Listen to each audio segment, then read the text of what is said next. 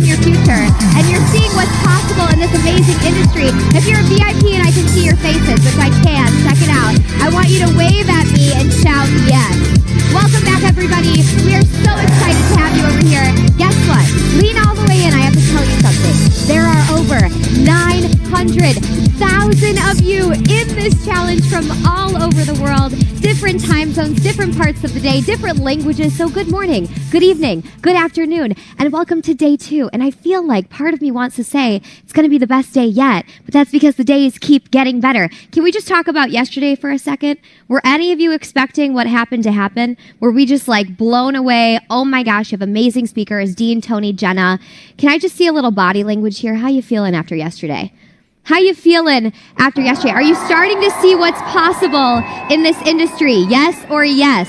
Are you starting to see past some of your own doubts or beliefs? If you remember the homework yesterday, some of these things we're not even consciously aware of, and they hold us back from opportunity. Okay? The cost of staying stuck versus the ability to have opportunity in your life. That's what we're here for today. And my friends, it is day 2. It is only getting better. So I have a few quick things for you to get the day started, and then we're going to get Dean up here so that you guys can go on a ride for day 2. Are you ready for this?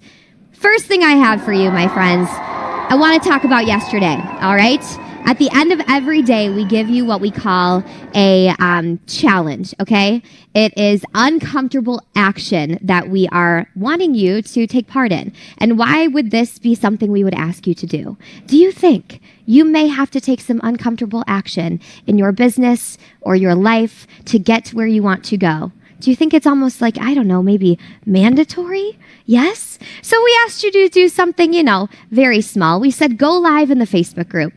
At the end of the day, we gave you a worksheet. We wanted you to go top to bottom in that worksheet, discover what beliefs are keeping you where you are, what beliefs you need to get to go where you want to go. And then we said, go live in the Facebook group. And a lot of you did it. Can we take a moment and celebrate those of you that went live real quick? Just a big, come on, celebrate. Celebrate yourself. If you're somebody that has never done that, I was watching the videos this morning. So many of you had said, I've never gone live before. And you did it, and you should celebrate yourself. And then there was maybe 30% of you that didn't do it. And that means, 70% of you did, which I would give a thumbs up to, right? But I have a question for you. If you are 70%, let me ask you this. Who here is in a relationship? Just by a show of hands. Okay, let's say you went up to your sweetheart, your baby, and you were like, baby, I love you so much. I love you so much. I am 70% committed to you. What do you think how's that going to go? So if we're 70% committed to this new industry, are we going to make this happen? Or do we need to be 100% all in, my friends? Does that mean we may have to take some uncomfortable action from time to time? All right, I'm going to be in that Facebook group with you. Today is where it gets tactical. You thought yesterday was great? That's just teeing you up. You should see how much Dean and Tony have been obsessing on this challenge for you. And this is where it gets tactical. You have incredible speakers coming up today. You guys have Shalene Johnson, Brenda Burchard, you have Trent Shelton, you have Dean that's going to kick things off. And you're going to want a pen. You're going to flip to a new page in your notebook and go all out today. Expand your mind. See possibility. Today is where what we say, the rubber hits the road. This is where it becomes real for you. Are you ready for this?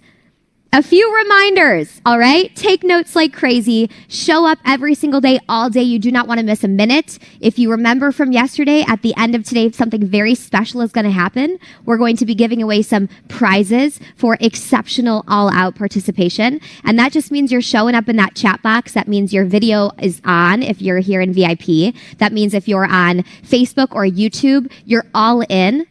And if you do that, maybe tonight you win some prizes when I come back, okay? In a couple hours or so. Anybody here like a prize or a giveaway? We've got some good stuff coming up, okay? So give everything you have. And then finally, my friends, energy. I know we talked about this yesterday. You had Tony Robbins, the force of nature. And between Tony and Dean, there's 65 years of experience in this industry between the both of them. And you're going to learn from them today. You're going to learn from so many other speakers today and the rest of this 5-day challenge that have been where you're about to go. They have been in this industry and they've created success from it. And they're going to share with you, just people just like you and I, how they've done what they've done to get where they are today. And in order for us to really receive that, we have to have energy, because energy is just a pattern. If we have low energy in one part of our lives, is it possible that it's showing up in business? Is it possible it's showing up in our relationships? Is it possible it's showing up in our physical bodies? So we need to master that today. Are you willing to coach yourself? Me too. We're teammates in this. To have more energy today. Yes? Your first test of that is when I get Dean up here. I want you guys to show him energy in the chat box and then with your physical body. So right now, sit up in your seats with lots of energy. Shoulders back. Ladies, you know the drill. Lift those shoulders back. Lift that head up. Put a smile on your face, for God's sakes. It's day 2 of the Own Your Future Challenge, my friends. And let's kick this thing off by welcoming to the stage Dean Graziosi. Ladies and gentlemen, get up out of your seats if you're able to. And let's crank the energy for 5 seconds and get Dean up here. Come on, everybody. What's up? What's up? What's up, KK? Give it up for KK.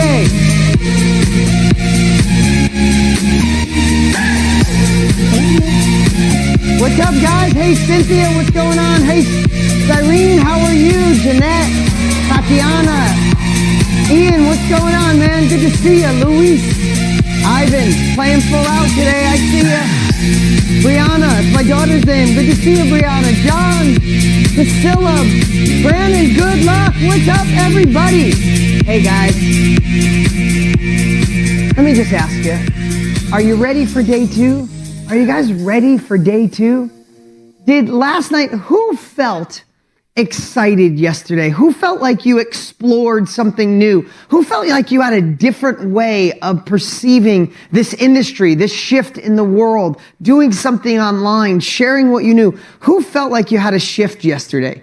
Who felt it, right? Who, right now, before we even get to the tactical and the strategic, who felt and who feels right now that you'd love to launch or scale or go to the next level in this incredible industry, right? And we haven't even yesterday was really designed. I hope you see that. Yesterday was designed to let you know about this industry, to pull back the curtain and also break some of those beliefs, some of those things that have held you back in the past, some of those things that have allowed the train to go down the tracks and you're running after it after it's gone, or like we said, the wave going by and you missed it and you're trying to paddle and catch up as a surfer. Here's the thing. I believe this with all of me, that in 2 to 3 years from now, being a part of the knowledge industry, being a part of the self-education industry, the information industry, whatever you want to call it, the upskill industry, is going to be just as common as any other career, any other thing. Like, you are at the forefront of a massive shift in the world. Did you know, you could Google it, I've seen them all over. Did you know that 75%, I saw one study that said 80% of kids right now, do you know if you ask them what they want to do, they want to be in this business. They want to be in this industry. They want to impact other people. They want to do videos. They want to create courses. They want to be online. They want to be a part of the creative community, the sharing economy. This is where the world is heading, and it's why we decided to do it right now in history, and why we don't want you left behind.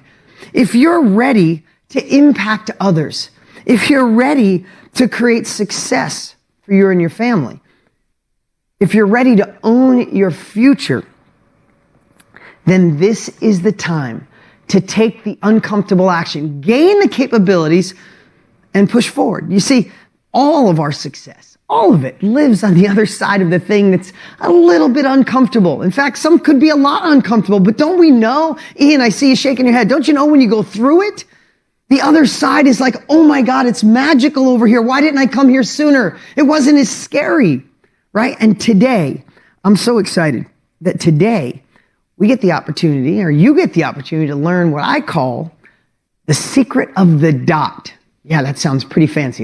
You could tell my vast vocabulary. I go really deep on naming things, right? Don't laugh at me, Luis. I see ya. You too, Kate. Come on. But today, you're going to learn the power of the dot. And that's going to show you something in a way I don't think you've ever looked at it. And I want to just share this. Yesterday, if you remember, I talked about if you had a week to prepare, to share with your 20-year-old self. And I said, pick a category. It could be health. It could be your career and income. It could be your relationships, right? If you had a week to prepare, do you remember what you wrote when I said, how much is that worth? Right? Everybody, tens of thousands of comments, maybe hundreds of thousands of comments were priceless or millions or priceless or millions. It was just going nonstop. I want you to keep that in your heart all day today as we get a little more strategic, as we get a little more tactical, as we dive deeper, because Listen, when we get closer to our breakthrough, do we go, oh, that's so easy, let's just do it? Or when we get closer to a breakthrough, whatever you believe it is, the enemy, the inner villain, self-doubt, doesn't it always push you back right before you go? Like, I almost started that business. I almost did that thing. I was about to invest in this thing. But then, because at that last minute, that's that time when you go, I'm going to go back to who I was. And if you wanted to go back to who you were, you wouldn't be here today. And it doesn't mean your life is a train wreck. It just means you're either moving away from something that's not so comfortable in your life or not so fulfilling, or life's okay, but you know you're destined for more. So today, what I want to pre-frame in advance is if there's anything we're sharing and you feel a little bit uncomfortable, congratulations. That I'm going to encourage you to lean into it. Ask questions, post, share. Don't fade back. Lean in, because this is our time. This is the most magical time in history. So, Jeremy, if you can help me with the whiteboard, I want to pull that over. But I want to go through a process that I think is going to fundamentally shift the way you look at things. Because one of the biggest myths, and I say myth, and that could seem like I'm not taking into consideration what you feel. But I know, because I've been doing this for 25 years. Tony's been doing it for 40 plus years. We've been helping people do this for 3 years now, obsessively. It's been our mission. And we've got to help people in 150 plus countries in 4,600 different categories. And it's been amazing. But I know when you first start, or even if you're in it, remember, guys, this is really important. I said this yesterday, and I had a raise of hands, and it was like a third. A third of you showed up yesterday not having any clue what we were going to talk about. You're like, someone recommended, or I came just to see Jenna or Shalene Johnson is going to be here, or maybe for Dean, or maybe for Tony, and I just trust it, what's going to be here. You came as investigators, which, thank you for having faith in us. And I watched your faces change. I watched the comments of seeing, like, being exposed to where the puck is going, right? We talked about Wayne Gretzky's quote of, he was so good at hockey because he didn't skate to where the puck was. He skated to where it's going. So I think everybody knew, just stopping by, got to see where the puck is going when it comes to industries and where wealth is shifting and where people's focus is shifting, and an industry that's exponentially growing. Some of you have been dabbling in this industry. Some of you are kind of in it. Some of you have tried and failed. And I think you got to see yesterday, maybe you were following the wrong system, following the wrong people, following the wrong process, or maybe even worse, you were trying to do it on your own. The fastest way to get where you want to do is, like I shared yesterday, is the bridge, right? We're bridge builders, right? You went through a process in your life on the other side. Tony and I have went through this. We're on the other side. We're showing you the bridge. And then last, the other third are in this business, already being successful. Well, you should be here as well so you can learn what the cutting edge is, what's changed. You can model what Tony and I are doing. So there's very few things in life that allow the beginner, someone who didn't even know they were beginning, someone who's dabbling, and someone who's an expert to all gain the capabilities to launch or scale. And that's why we're here. And this exercise I'm going through right now, whether you're whatever one of those three you are, I really want you to hear this through your lens, right? Just figuring out this and say, heck, I think I want to do this, or in it and scaling. So I call it the power of the dot because I like to take away big words and complexity. So I got to tell you a little story, or remind you of a story yesterday.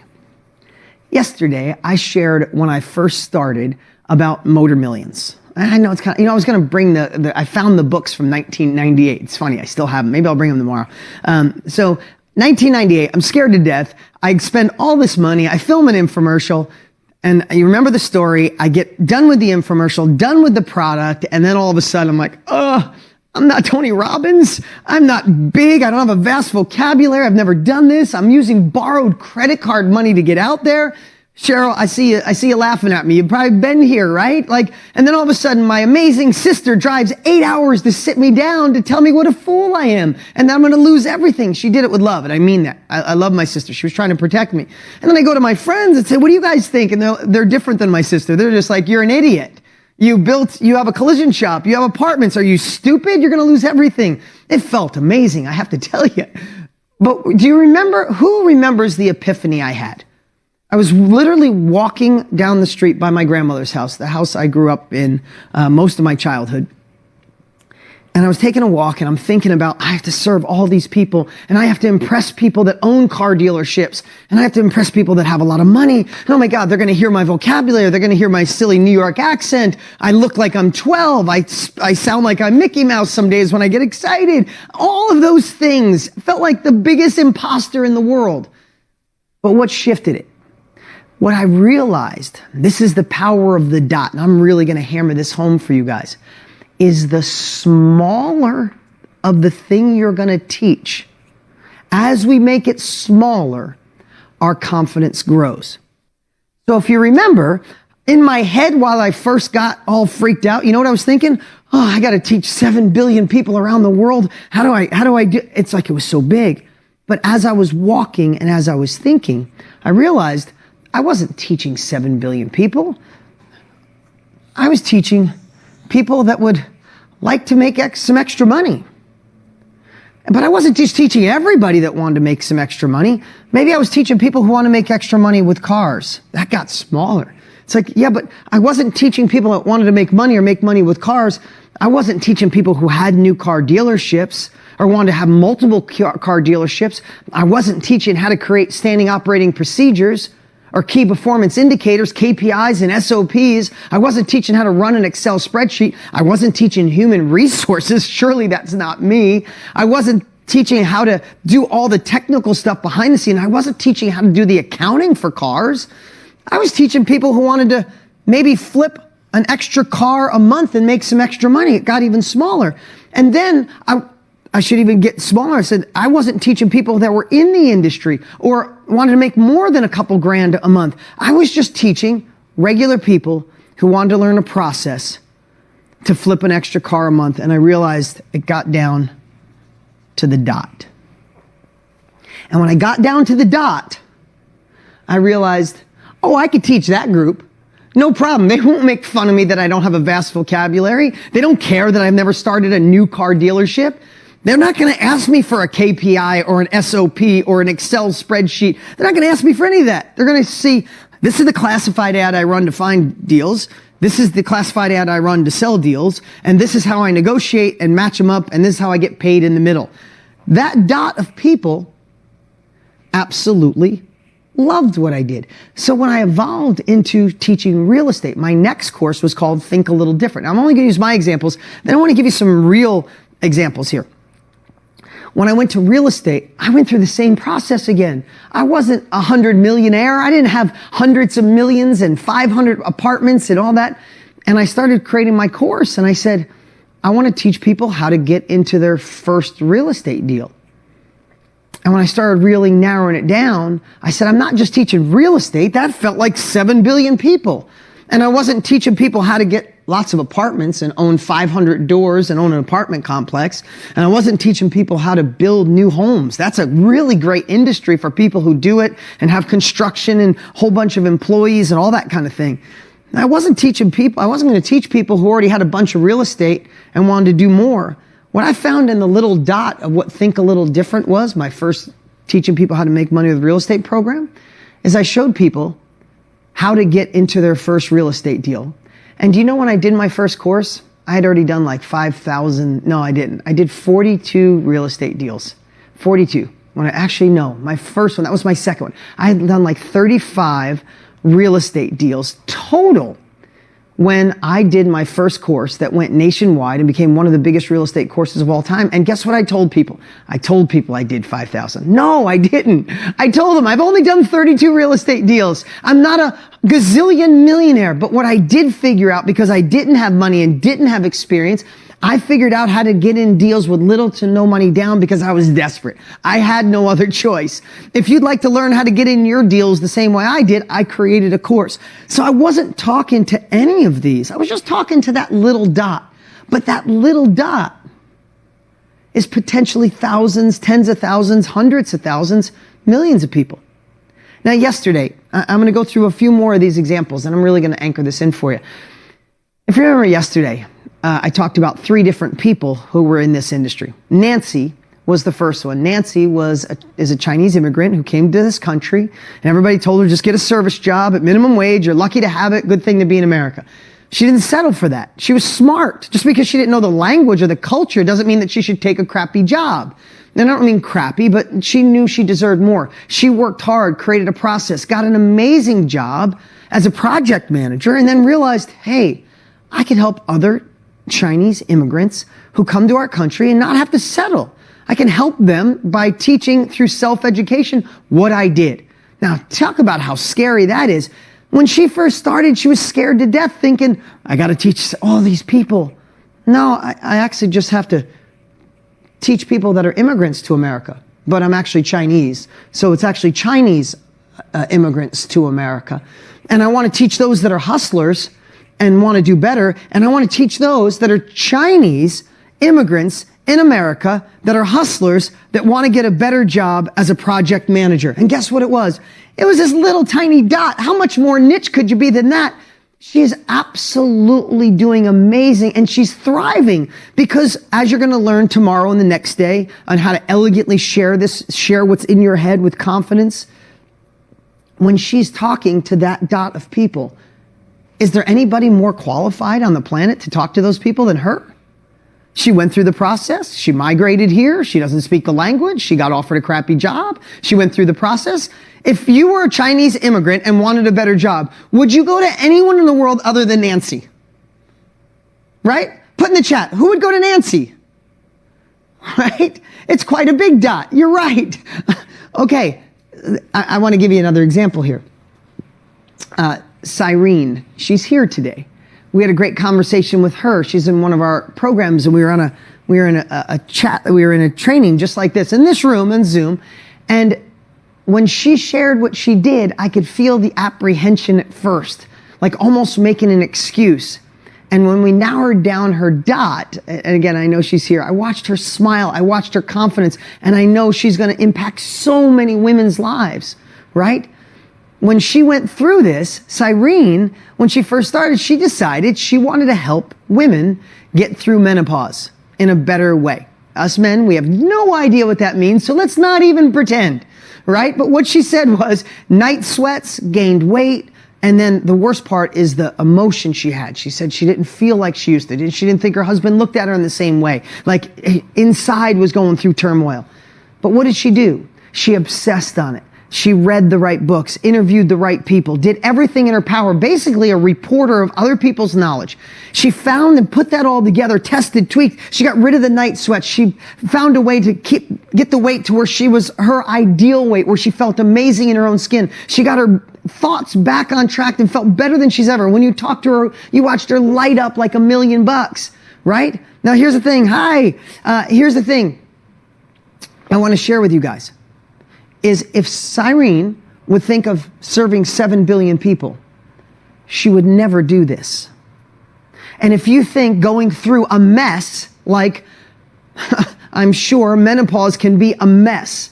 We talked about yesterday going through the valley. She went through the valley, came out on the other side with a better path. Right? So if she thought of sharing with 7 billion people, that's intimidating. And it's like, who wants to talk about going through menopause with 7 billion people? She's not talking to everybody. She's just talking to women. And she's not talking to women that are probably under 40 or over 50. I think it's 40 to 50 something. She's not talking to most women. She's just talking to a little demographic of women. And she's not just talking to a little demographic of women. She's talking to a little demographic of women going through menopause that want to do it in a natural way. That excludes most of the world. But how many are left? Millions. She has millions of clients in this dot that need her, that she's actually doing. And this is the part I really want you to take away. And I want you to put this in the chat right now. You're going to learn a lot of this in the next couple of days. But if you don't share what you discovered, you're actually doing a disservice to women. I mean, if Cyrene didn't share this, she's actually doing a disservice to women who are struggling, who are suffering in silence. going through menopause and their thoughts are crazy. They think their husband's going to leave them, or they don't feel sexy anymore. Or I can't even pretend to know. I don't even want to use a share like I know. I have no freaking clue. But Cyrene does, and you do if you're going through it. And if you're not sharing something you've experienced and someone else is suffering in silence, you have to realize you are ethically obligated. And when you feel that way, it shifts everything about this industry. We get to be the fast track, the problem solver, the solution, the quicker way to the end result from people because we went through it. I want to share a little bit here. We'll come back. I might as well just stay right here. Pull up the screen here. Look at, and these are all people, if you pull up the screen here, Mike, these are all people that are on a platform that Tony and I created. All of them making sales, all of them everyday people doing cool stuff. How to avoid the 5 top tax traps when starting a new business. Could you think that could be a thing? It is, and it's selling, right? Look at this one. Excuse me. Brain Zoo. Explore, enhance, and empower your thinking, learning, and creativity. NLP. It's not something I bought, but people are buying it because they want to learn those pieces. Regular, everyday people taking, look at this one. Treat your dog's hips. Complete hands-off guide. Hands-on guide. Think about that. Treat your dog's hips. Would you think in a million years, but who wants to go to a vet? Who wants to learn it on their own when they have the opportunity to go online and go, I have a dog with some issues on the hips. Anybody else go through that would share? Now, it's not 7 billion people, right? It's not people in general. It's not just people with dogs. It's not just people with any dog. It's people with dogs, probably German Shepherds. I remember having one, always had hips issues, that want to do it at home naturally. It's a tiny little dot. Who would do that? They're selling courses online. That dot, I bet you there's millions of dogs with hip issues right now, and this amazing person is helping solve that, right? Look at this one. Travel sketching in Puerto Vallarta. Travel and sketch. I mean, think about that. You're like, who would buy that? It's selling on our platform right now. How crazy and cool this world, because we're evolving into such a cool place. And, excuse me. And when you get to a page like this, do you say, oh wait, I don't see his doctorate degree. I don't see his initials where he went to school. No. What you're looking is at somebody that's been through the experience and is now sharing it. I thought this one was cool. Orchids and crystals. Doesn't even have a subject line. It's just orchids and crystals, and it's selling. So I want you can pull that down. Excuse me one sec. Need some water. So I want you to think through that lens of what in your head right now. I would love in the chat right now. I get to see all the different chats here. Put in here what you think your dot is right now. We're not there yet. We're still narrowing this down. But what do you think your dot is? And don't call it anything but a dot. You could call it your superpower, your niche, but really it's just your dot. And again, the smaller you get, the more empowered you will feel to share it. The gentleman or the lady who is teaching people how to help cure your animal's hips. Could you imagine if they said, okay, we're going to put a whole bunch of veterinarians in front of you so you can teach them. Be like, no, I don't want veterinarians. Or what about, hey, how about cleaning dogs' teeth at home? That's not what her dot is or his dot is. It's one thing, and you put yourself in front of people with a dog with a hip issue, you're the expert. Now, here's the cool part. As we evolve, I want to come over here in a moment. I want to give you 4 categories, okay? You're understanding the dot. We're going to go deeper on the dot. But I want to give you 4 categories on how, through what lens, you're going to teach, okay? So the first one, number 1, is mess to message. Now, I've been doing this for a really long time, and now we've been helping people for a long time, and it boils down to these 4 categories. Now, what is a mess to a message, right? Think about that. Actually, pull up the screen, Mike. If you could pull up the slide, I want to show you. This is on our platform. This is selling right now. So, this is happening. This is the 7 principles to make sure your children are thriving during divorce. Listen, this is something I paid for. I paid for help. I bought a course. I bought a coach. I went through a workshop when I went through a divorce with my children. Listen, I'm not an advocate of divorce, but it was something that happened in my life half a decade ago. And since I was a child of 9 divorces, my parents were married 9 times between them, I was petrified for my children in a way I can't even explain.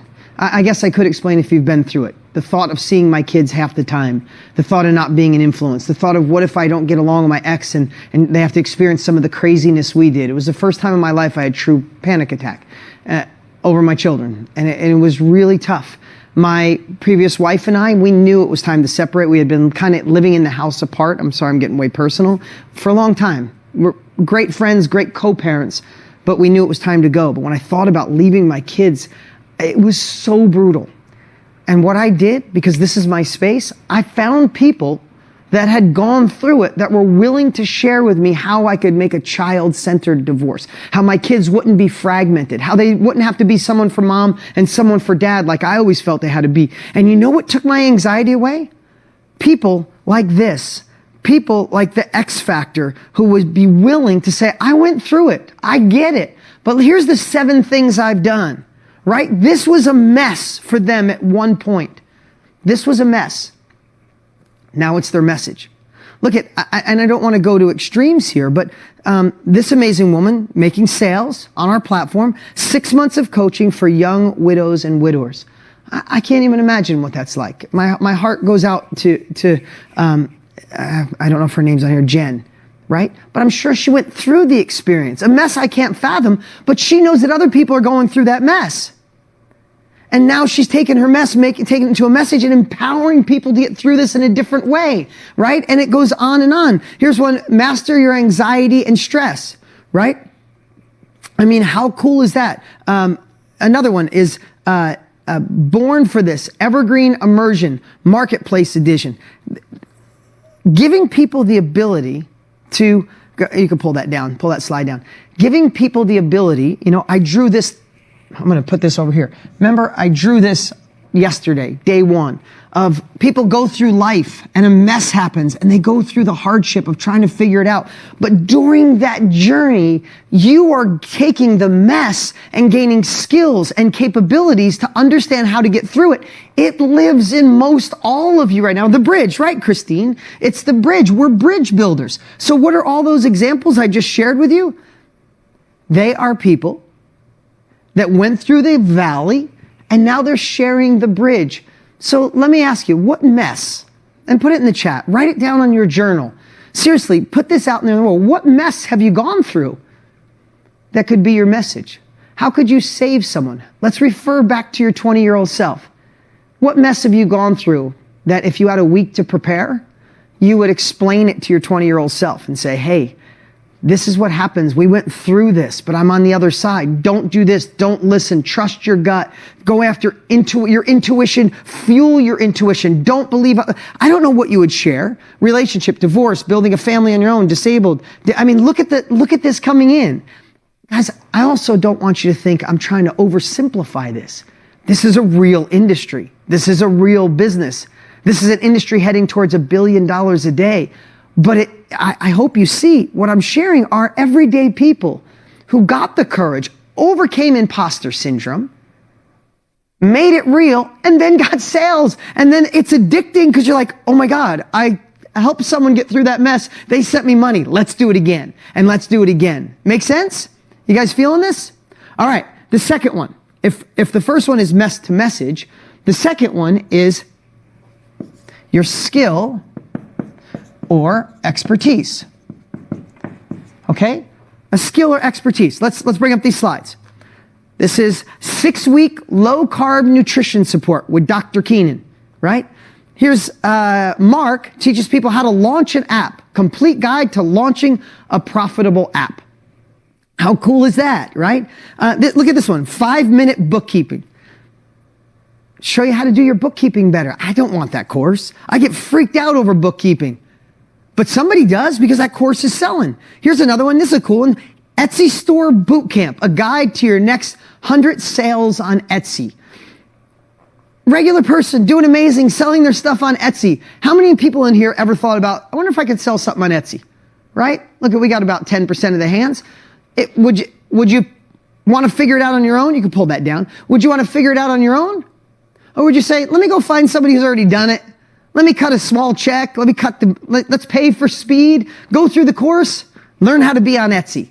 So you have a skill, an expertise. You have something that you've experienced that someone's starting on day one. Again, think of that 20-year-old self, that value. If you think about the value and then you shrink it down to the dot, I hope you're seeing all these people aren't saying how to do everything. They're how to do that one thing, how to do that little dot that lives right here. Okay, number three. Number three is a passion.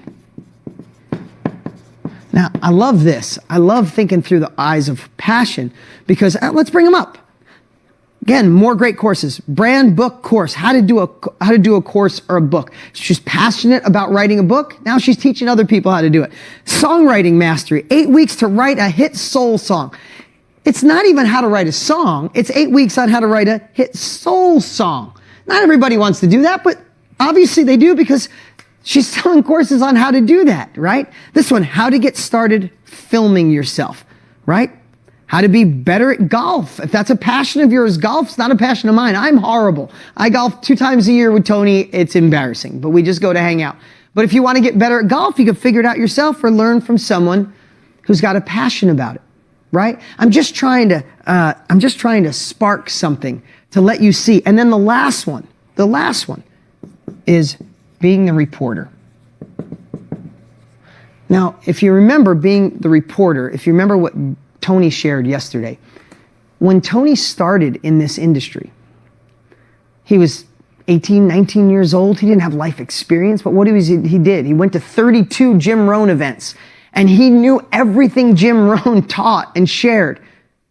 So what did he do? He went out for years and just taught Jim Rohn stuff and said, this is I learned from Jim Rohn. Was it less valuable coming from Tony than Jim Rohn? No, because he reported on it obsessively. Think about, anybody ever read that monster of a book, Money Master the Game? Tony's book, it is a monster. Like, if I want to be as tall as Tony, I could just step on that book, right? It's huge. Tony is amazing at finances, but he's not the finance guy. Building wealth, he's good, but he's not the master at it. What did he do? He became the reporter. He went and interviewed the top financial advisors in the world, correlated their knowledge, and wrote a book that became one of the best-selling financial books in the history of the world. Tony's not the financial guy. He reported on it, right? We have one of our top sellers on our platform. You can pull this up. Chairman of the boards. He just manages his own finances. He studied so many other people as a reporter that he's doing his job doing wealth management at home. I love this one. I got to meet Del Jane. Del Jane is so amazing. And this is a really cool story because Del Jane was a business consultant. And when she started working with Tony and I, she thought, I'm going to teach other people how to be a business consultant. And then she said, you know what? I feel it, but my heart is driving me towards something that has been like a passion, something I've reported on. She had been going, as she called it, the foo-foo business, right? She called it in pursuit of the mystical. She said foo-foo, not me. But from crystals and alignments and your chakra and things that maybe aren't my unique thing. She said, but this, I've been going to courses, reading books on it for like 15 years. And my heart was telling me to go in this direction. So she did. She became the reporter of everything she learned in all those events. And her first workshop, she was so embarrassed that she tells the story of she sent a direct message out to friends and everybody she ever went to courses. And she was so embarrassed that she slammed her laptop down and ran out the door because she said, oh my God, that was the dumbest thing in the world. No one's going to buy this for me. Why would I even think that? And she said she wouldn't open her laptop up for like 6 hours. She goes, I open it. They're all going to be like, Del Jane, you're a fool. Guess what happened when she opened her laptop? She sold out her first event. It was amazing. And I'm not saying you guys are going to sell out your first event. She did unbelievable. When she told us her success, it was off the charts. Again, I'm not saying it's a magical money machine. You get rich overnight. Again, you know, Tony and I, that's not what we're about. But what's possible when you understand this? And then the last piece of this that I really want to make you really lock it in is when you figure out your dot, and then you know that you got the big picture, you're either going to go and message, a skill or an expertise, a passion or a reporter. Then in today's world, we get to do cool stuff, right? You could be like, and I want to bring this up, You could be like Mindy. Bring up Mindy for a second. I got the chance to have a couple conversations. Mindy's so awesome. She was in corporate America, had enough. She felt on the inside she was a creative. Who in here has ever been in a business style world, but you know your heart's a creative, right? She said she knew it. She quit because she wanted to be a photographer. She went to a photography class and it was so boring. So she just started walking around New York City, taking pictures on the move. She got so good at it. She started a little business of teaching other people how to do it in New York City. And then what happened? COVID happened and nobody was coming. So she converted online. At first she told herself, I'm too old. I live in the wrong area. There's too many people online. Fortunately, she started working with Tony and I. She got the confidence, beat up that imposter. She found the dot, decided to do a course. So let's go over here as three ways. I'm sloppy on my board, but the first one is a course. She decided to create a course. You know how she did it? She filmed it on her iPhone. And she taught what she would usually teach people on how to do photography through a course. And in today's world, we have the opportunity to get that message out through the platform Tony and I created and other amazing delivery systems, right? It's not like it used to be when I had to put books in a warehouse and all that kind of stuff. The technology has made life easy. So Mindy, so amazing. She's one of the top sellers, selling course after course, teaching people how to be creative with their photography. She filmed it on her phone. It's just such an amazing story. And then second, you could do a workshop. A workshop is something that I believe is like, you could do it through Zoom, right? We're on Zoom right now. That's how you're learning. Like in the old days, a workshop might mean that someone has to jump on a plane and fly where you are. You got to be face to face. We aren't used to that anymore. We're used to this, where we have 900,000 people signed up virtually. But what if you had 10 people signed up virtually, paying you to come in 3 weeks from now on a Zoom call while you're home, teaching your message, your skill or expertise, your passion or reporter. That's where the world has evolved to. And then third, and I want you to have these three. The third is a mastermind. Now that's a word that can seem like, ooh, what is a mastermind? A mastermind is, Napoleon Hill said it. A mastermind is when two people come together, share their ideas, it creates a third mind. A mastermind is just bringing great, amazing-minded people together, and they share their beliefs, they share with their breakthroughs, they share their biggest struggles, they share their biggest goals, and everybody shares what makes all of them get better. It's the example of the tide rises all boats, right? That's what a great mastermind. I've attended masterminds for 20 years. I'll go to a marketing mastermind, and everybody there will share their best marketing strategies. And then they'll raise their hand and I'm having trouble with marketing. Everybody shares, they all get smarter. So you could label these anything. It's a weekend Zoom call. It's a 3-hour workshop on our platform. We have the opportunity to have delivery systems and why this is going to be the new norm. You see, when Tony and I started, there was so much resistance. Ruth, I see you shaking your head up and down, right? It's like when we started, there was so much resistance. We had to spend $100,000+ to do an infomercial and book TV and have people call and put product in the warehouse and then ship the product. In today's world, to not oversimplify this, but when you find the dot, when you pick one of these, and it doesn't even mean you have to stick with them, you start with one.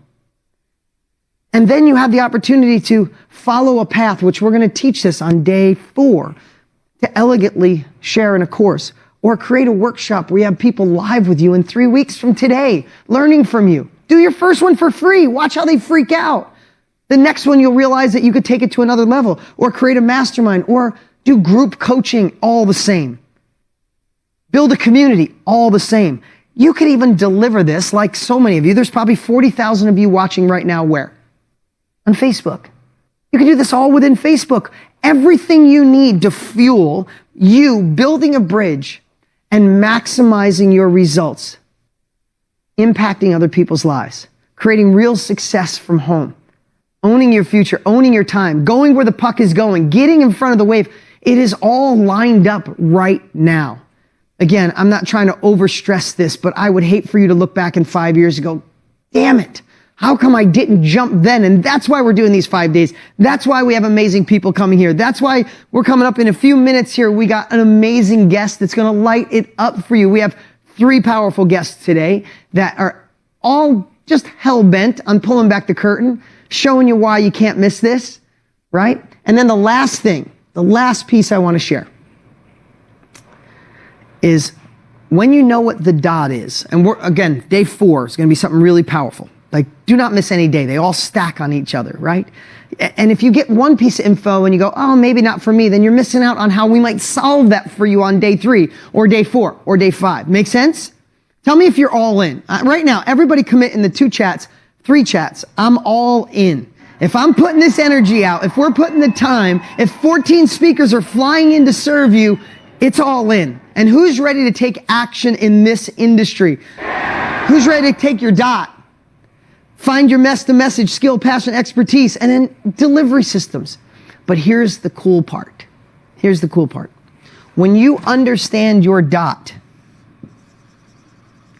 then to find the people that want your dot, that want to learn how to make money with a car, how to cut hair better, how to get through menopause, how to get a better job because they're a Chinese immigrant. When we know our dot, we just reverse engineer it. And instead of social media using you, this is day 4 now, it'll come up, we'll show you how to do this. Instead of social media using you, you can use it to identify your ideal client, those that want your dot, those that want Mindy to teach them how to do photography, right? That's what we want in today's world, right? We want to find our dot, and then we have access to the entire world and fine-tune the exact people that need what we share, where our confidence goes up and they say thank you. This is your ideal client. And guess what? Last thing I want to say. You know how you already know your ideal client? You know why? Because in most cases, Angela, you already hit it. I see you. Your ideal client, Brianna, Anik, I see you all. Who's your ideal client? Daniela. You know who she is or he is? It's you of last year. It's you of 5 years ago. It's you of 10 years ago. Do you know how to talk to your 20-year-old self? Do you know how to talk to your 30-year-old self, your 50-year-old self? Martha, I see you. That's who your ideal client is. So when you put that frame in mind, the courage comes up. The imposter gets killed and crushed because you know how to speak to you. And when you speak to you, you eliminate 7 billion. Well, you don't eliminate 7 billion, you eliminate most of the 7 billion. And who's left standing? The exact people who need what you have to offer. Guys, this might have been a lot to take in for some of you. It might have been absolutely what you needed. And for some of you that are already in the game, isn't it amazing to break it down and see what's next? Maybe you have a message product and you've been doing it so long, it's time to create a skill product. Or maybe you've done a skill product, it's time to create a passion product. Guys, all I can say is the stars are aligned.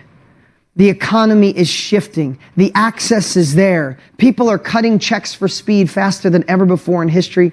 And I don't know anything that can allow you to serve your heart in such a big way as this can in today's crazy shifting world. And how do we change a crazy shifting world?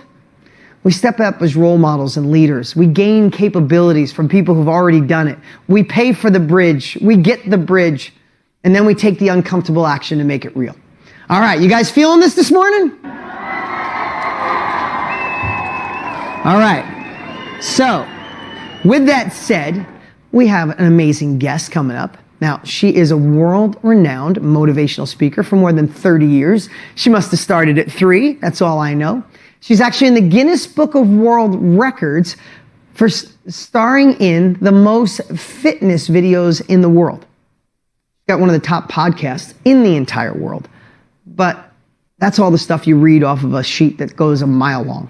I want to tell you about a woman that I had the chance to meet 7 years ago, maybe 10 years ago. And we hit it off in 5 minutes talking about our families and what's important.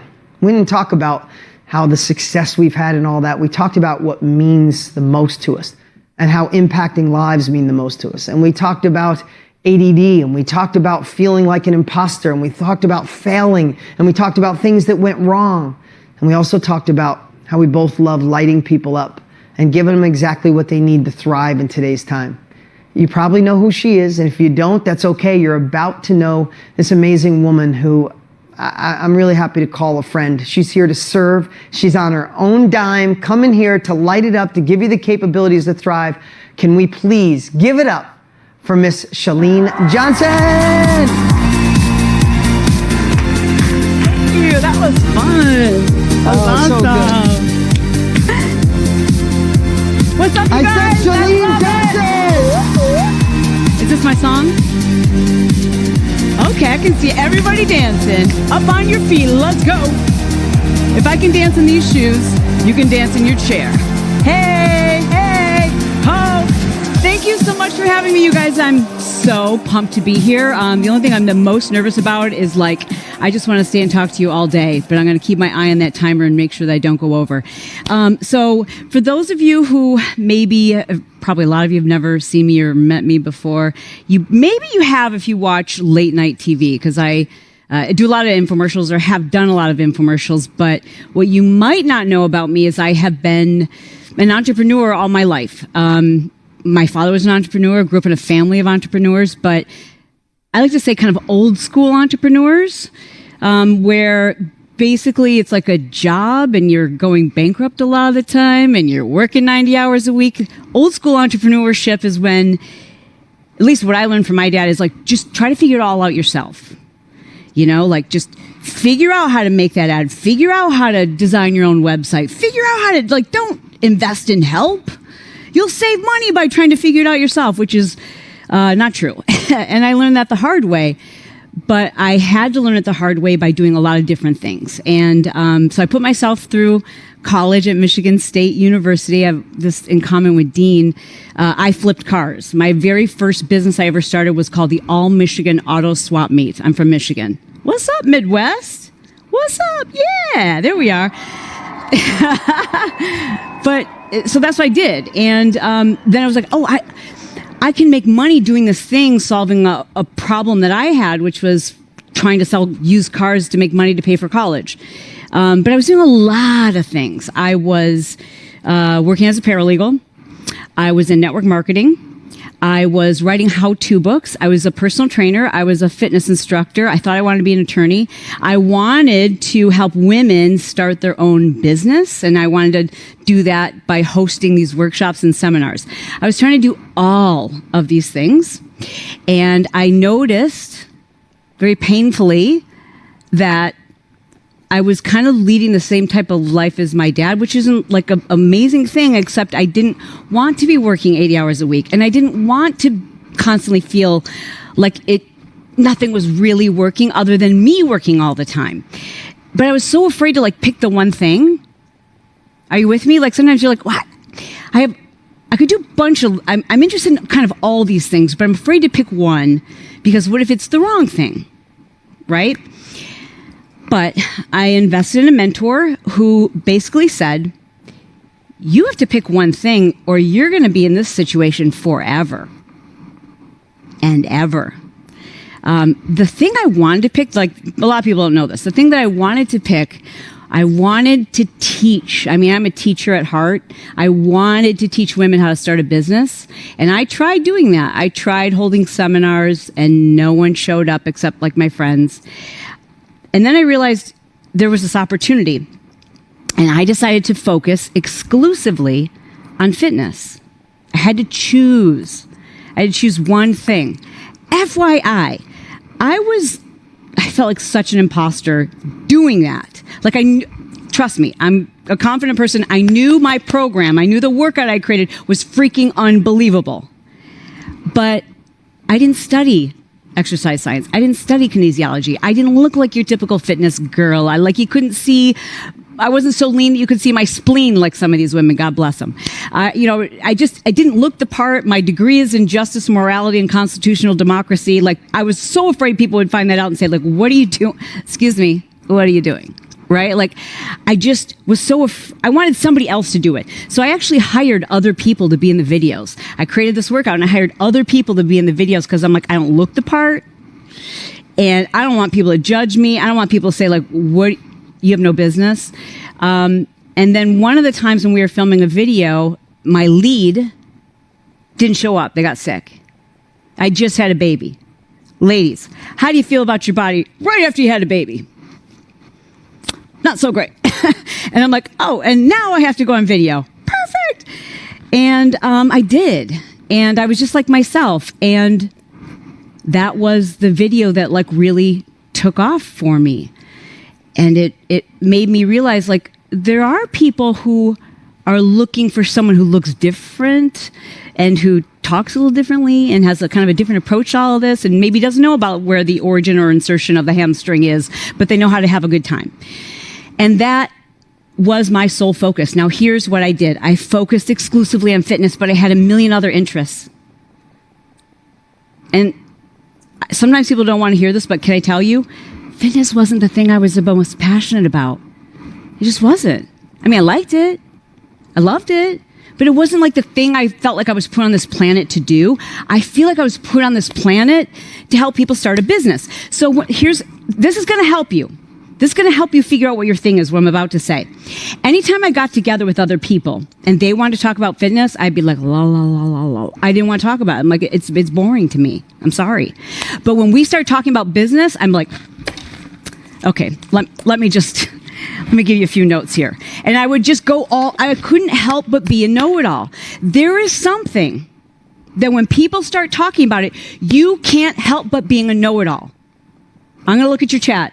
Am I right? Like there's something where you're like, let me just tell you how this is. Let me tell you how to do this. Let me tell you how to avoid this. Okay. And I started paying attention to the fact that I didn't feel that way about fitness. I felt that way about business. And I decided to then change my dot again. So the first thing I want to do is let you everyone just take a nice deep breath in and exhale out and know this. You can change your dot like 500 times if you want. And each time, if you really go all in on that dot, you're going to make money. And you're going to have fun doing it. You don't have to do one thing for the rest of your life. This isn't going on your tombstone. You can change it, and you will. But you first have to choose one and go all the way in. When I chose fitness, that's all I posted about in social media. That's all I talked about. That's all that I focused on. I wanted to be known for that. But once that light bulb went off in my head that said, I want to teach people how it is. I've had multiple #1 fitness infomercials.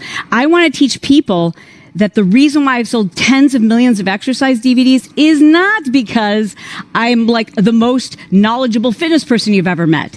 It is because I know business and marketing. And that's what I want to talk about, and that's what I want to teach.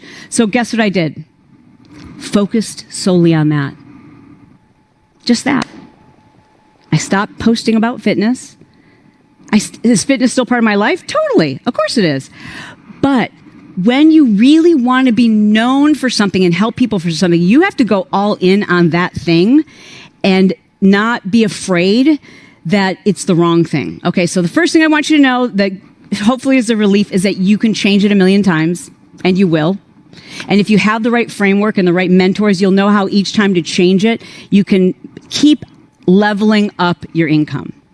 That's #1.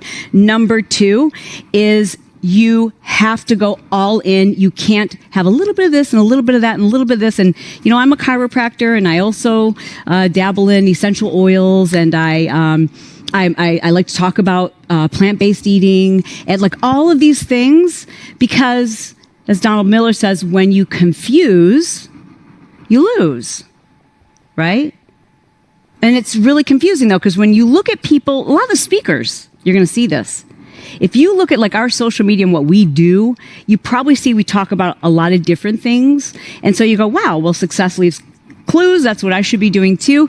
Not until you become known. You have to become known for that one thing. So can I have you take out a piece of paper and we're going to go through a little exercise. Make this fun for you, okay?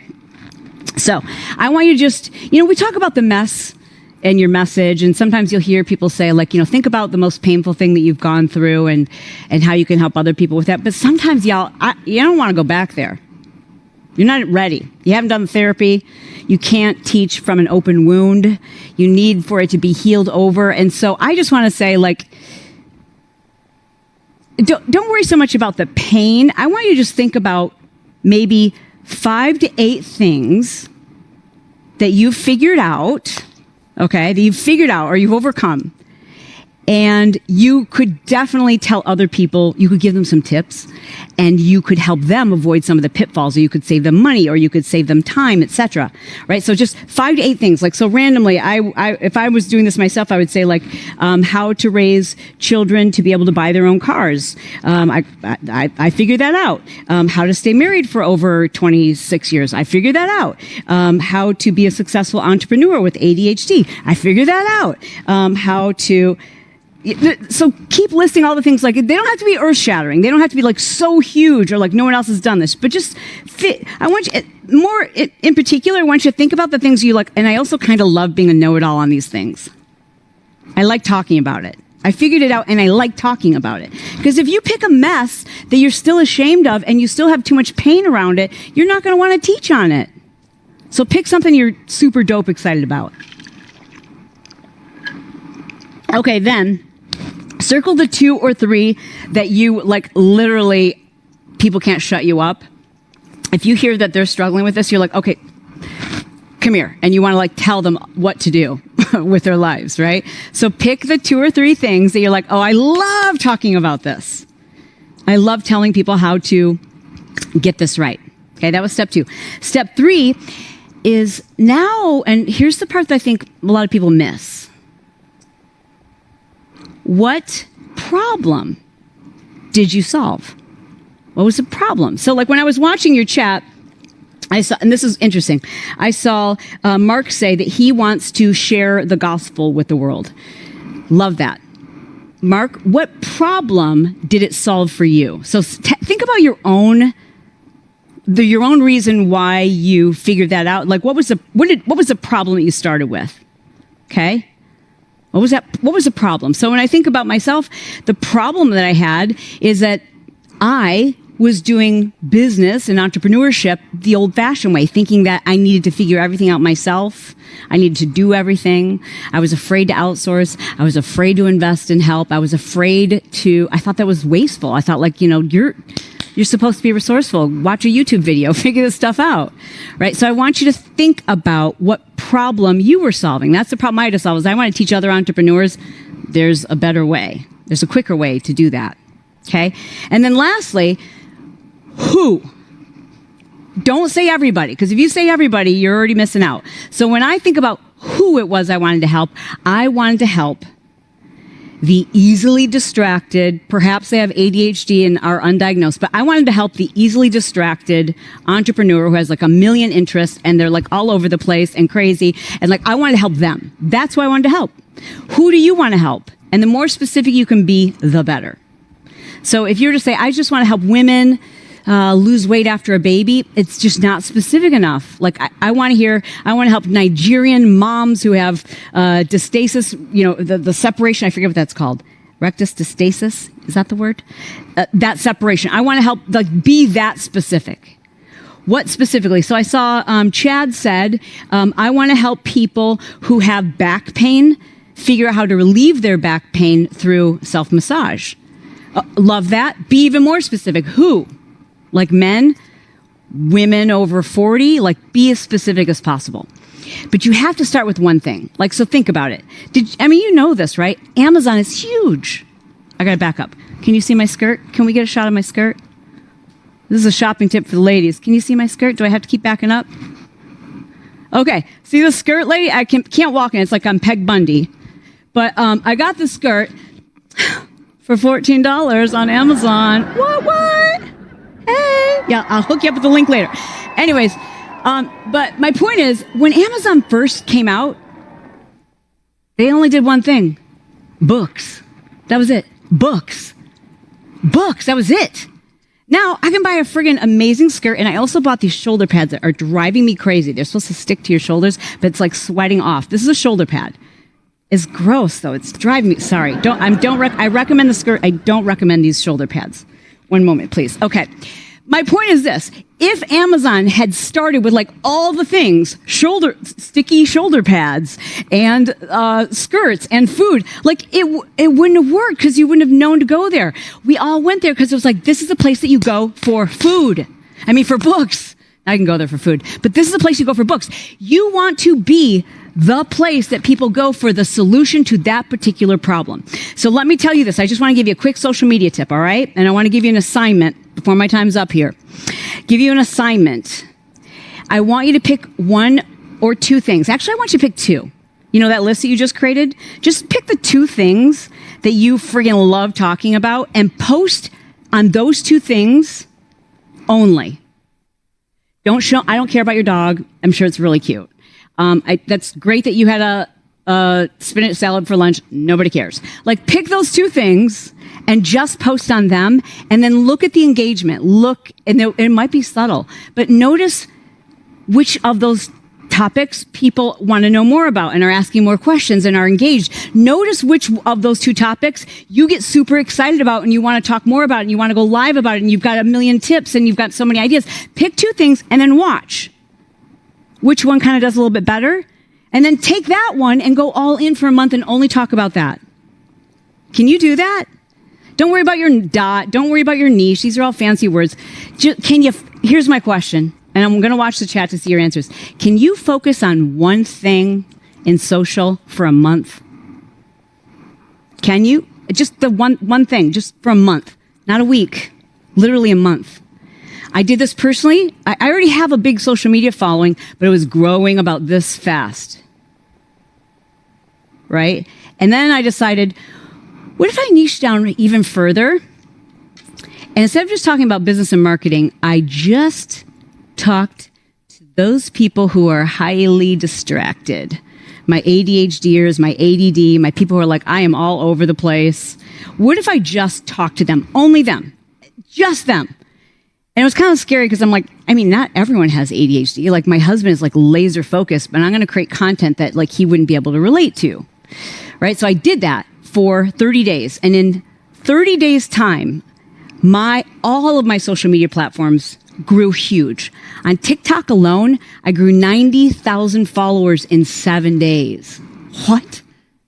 Because people were looking for something super duper specific. Now, will I be very niched on talking to entrepreneurs with ADHD 3 years from now? Probably not. I'm going to change my dot. I can change my dot anytime I want. Anytime I'm like really excited about something else that I have figured out, I get to change my focus. If you've got the framework, you can change your focus as your interests and your passions change. And that's how you live a life with purpose. You don't find one purpose, you live a life with purpose. And when you do that, and you've got the right framework, you can change the trajectory of your life, your happiness. You can live life on your terms. For me, that means spending a lot of time with my family. I see you, Jolynn. I see you. She's just hands up. Great. I love it. Yeah, you can change the trajectory of your current life. For me, that means I want to spend a lot of time with my family.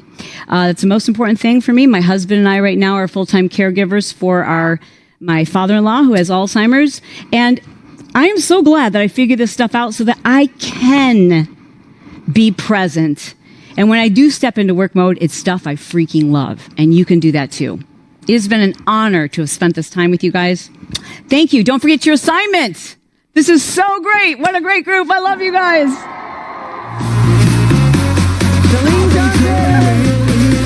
I thought it was a voice that sounds cool. Like, Don't steal my shoulder pads. no, I wouldn't have known they were shoulder pads. Can we give it up for Shalene? Thank you. Hi, guys. Come on, she flew in for you. She's going to be able to watch you in the chat. Let her know what you feel in the chat.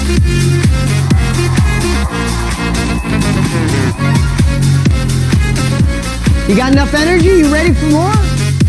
You guys good for the day? You want to come back tomorrow? Are you ready for more? Give me a thumbs up if you're ready for more. Tell me if you're all in. We're not done. Hey, we're doing great on time today. We're going to try to stick to those 2 hours, but we have capabilities to deliver. You have an industry to crush. Whether you're just jumping in, you're thinking about it, you're already in it. These are the capabilities that cut. This is sharpening the axe, right? This is how you go to the next level. And here's the cool part. I was sitting there, I took a whole bunch of notes. I hope you guys did too. And I was looking, how cool was it for I shared it, and I shared a lot in like 40 minutes. But I wanted you just to really realize how when we narrow it down, it really makes a difference. And Shalene, to say you don't have to stay with the same dot, how'd that hit home for some of you, right? I see you, Stephanie Phillips. What's up? Jennifer.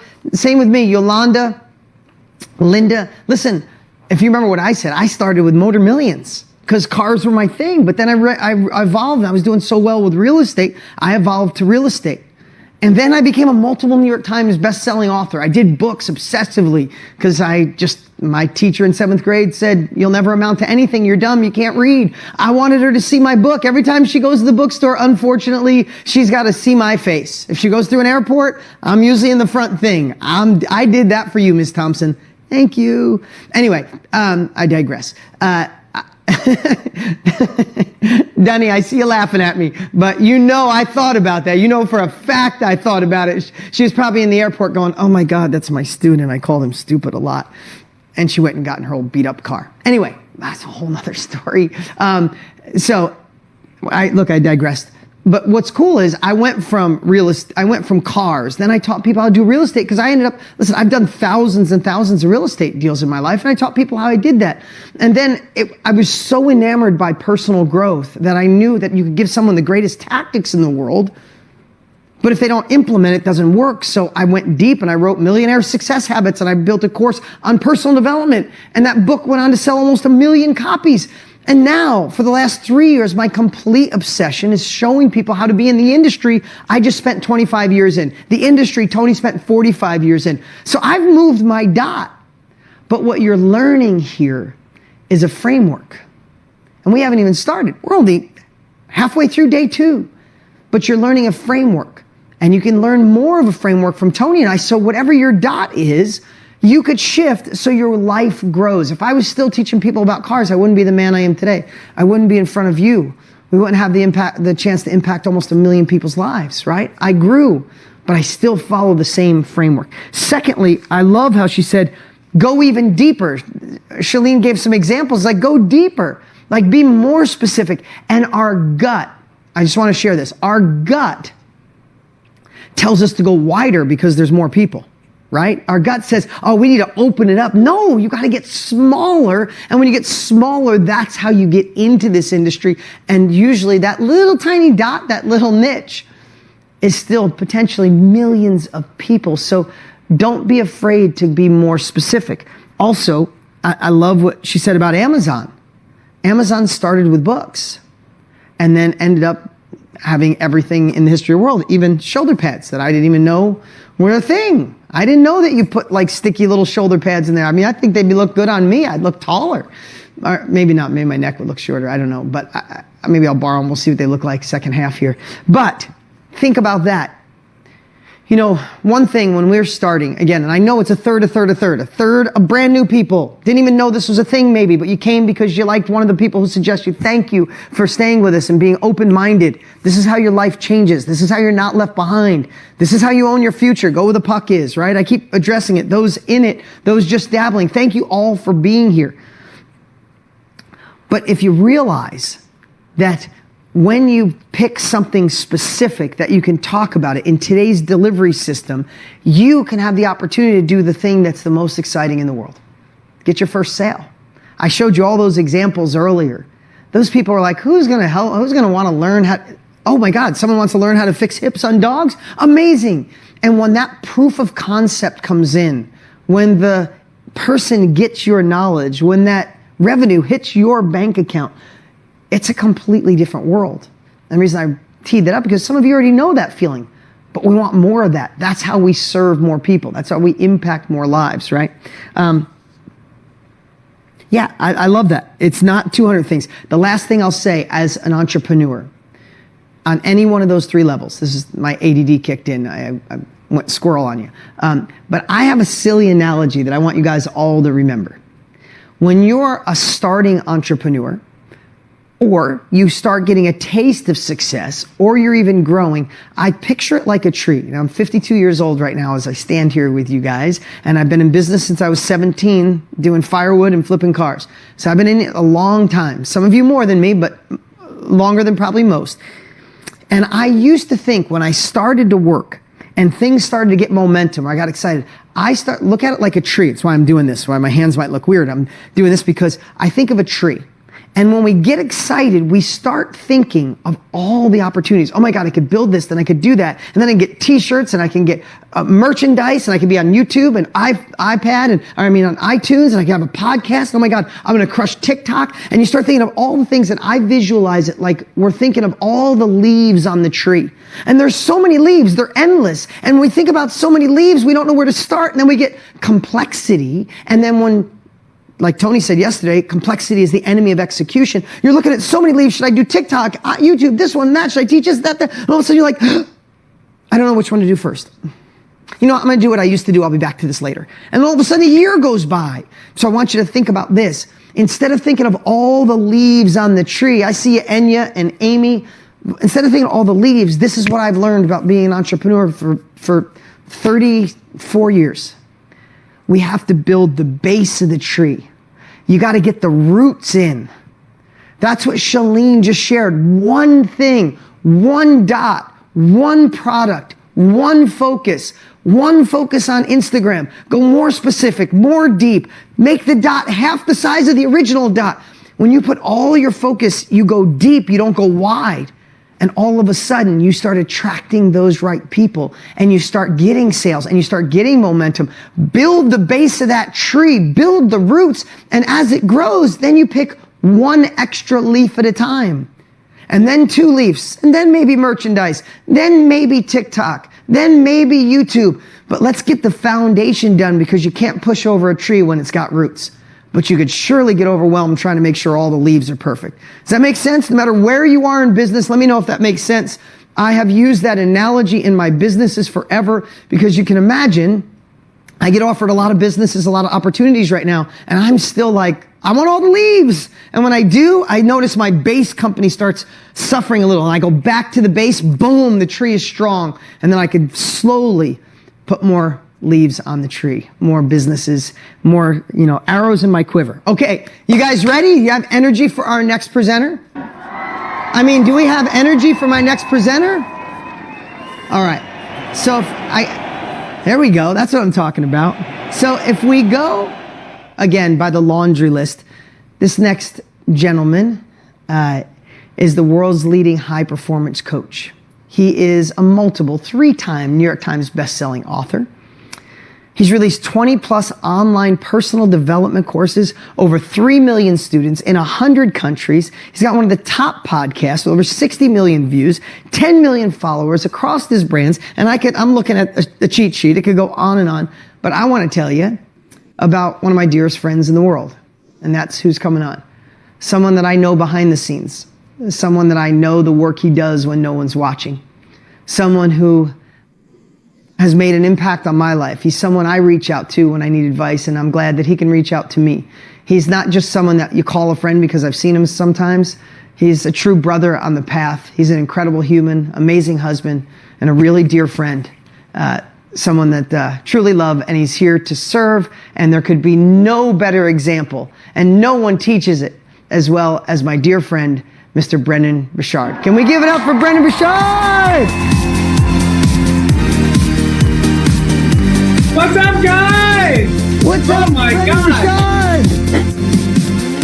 Let's go! Oh, Steve, what's up, brother? Hey, everybody!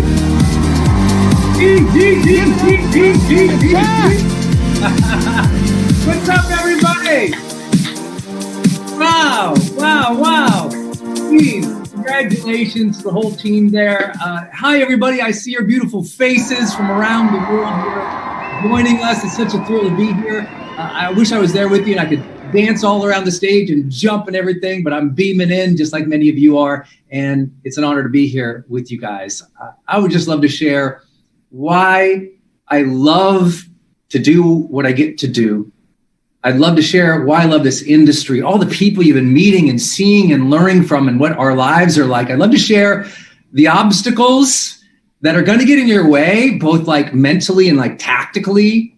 And hopefully in sharing my own journey, you say, oh yeah, okay, I can do this. I can start, because if this dumb Montana kid can do it, maybe somebody else could too. For those who know me, I've been in this industry and literally called it, the first person to call it an industry in 2007, to take it from that time when, I don't know if you all remember back in 2006 and 7, it was kind of like the speaker industry or the motivational speaker industry. And then it was a life coach industry. And then there was a thought leader industry and an experts industry. And now it's the creator economy. And now it's the self-education movement. And we've all called it lots of different things. But you know what it is? Please listen. It is people who take great joy in sharing their journey and interests and passions with other people and helping people. People ask me all the time, like, what do you do? I'm like, I share my passions, I help people. I mean, you can add other language on it. Maybe you're a writer. Maybe you want to be a teacher. Maybe you want to train on the internet, create your online course, do a webinar, do a seminar, do what Dean is doing one day. I mean, we all have these tactical things we might want to do, but what is it?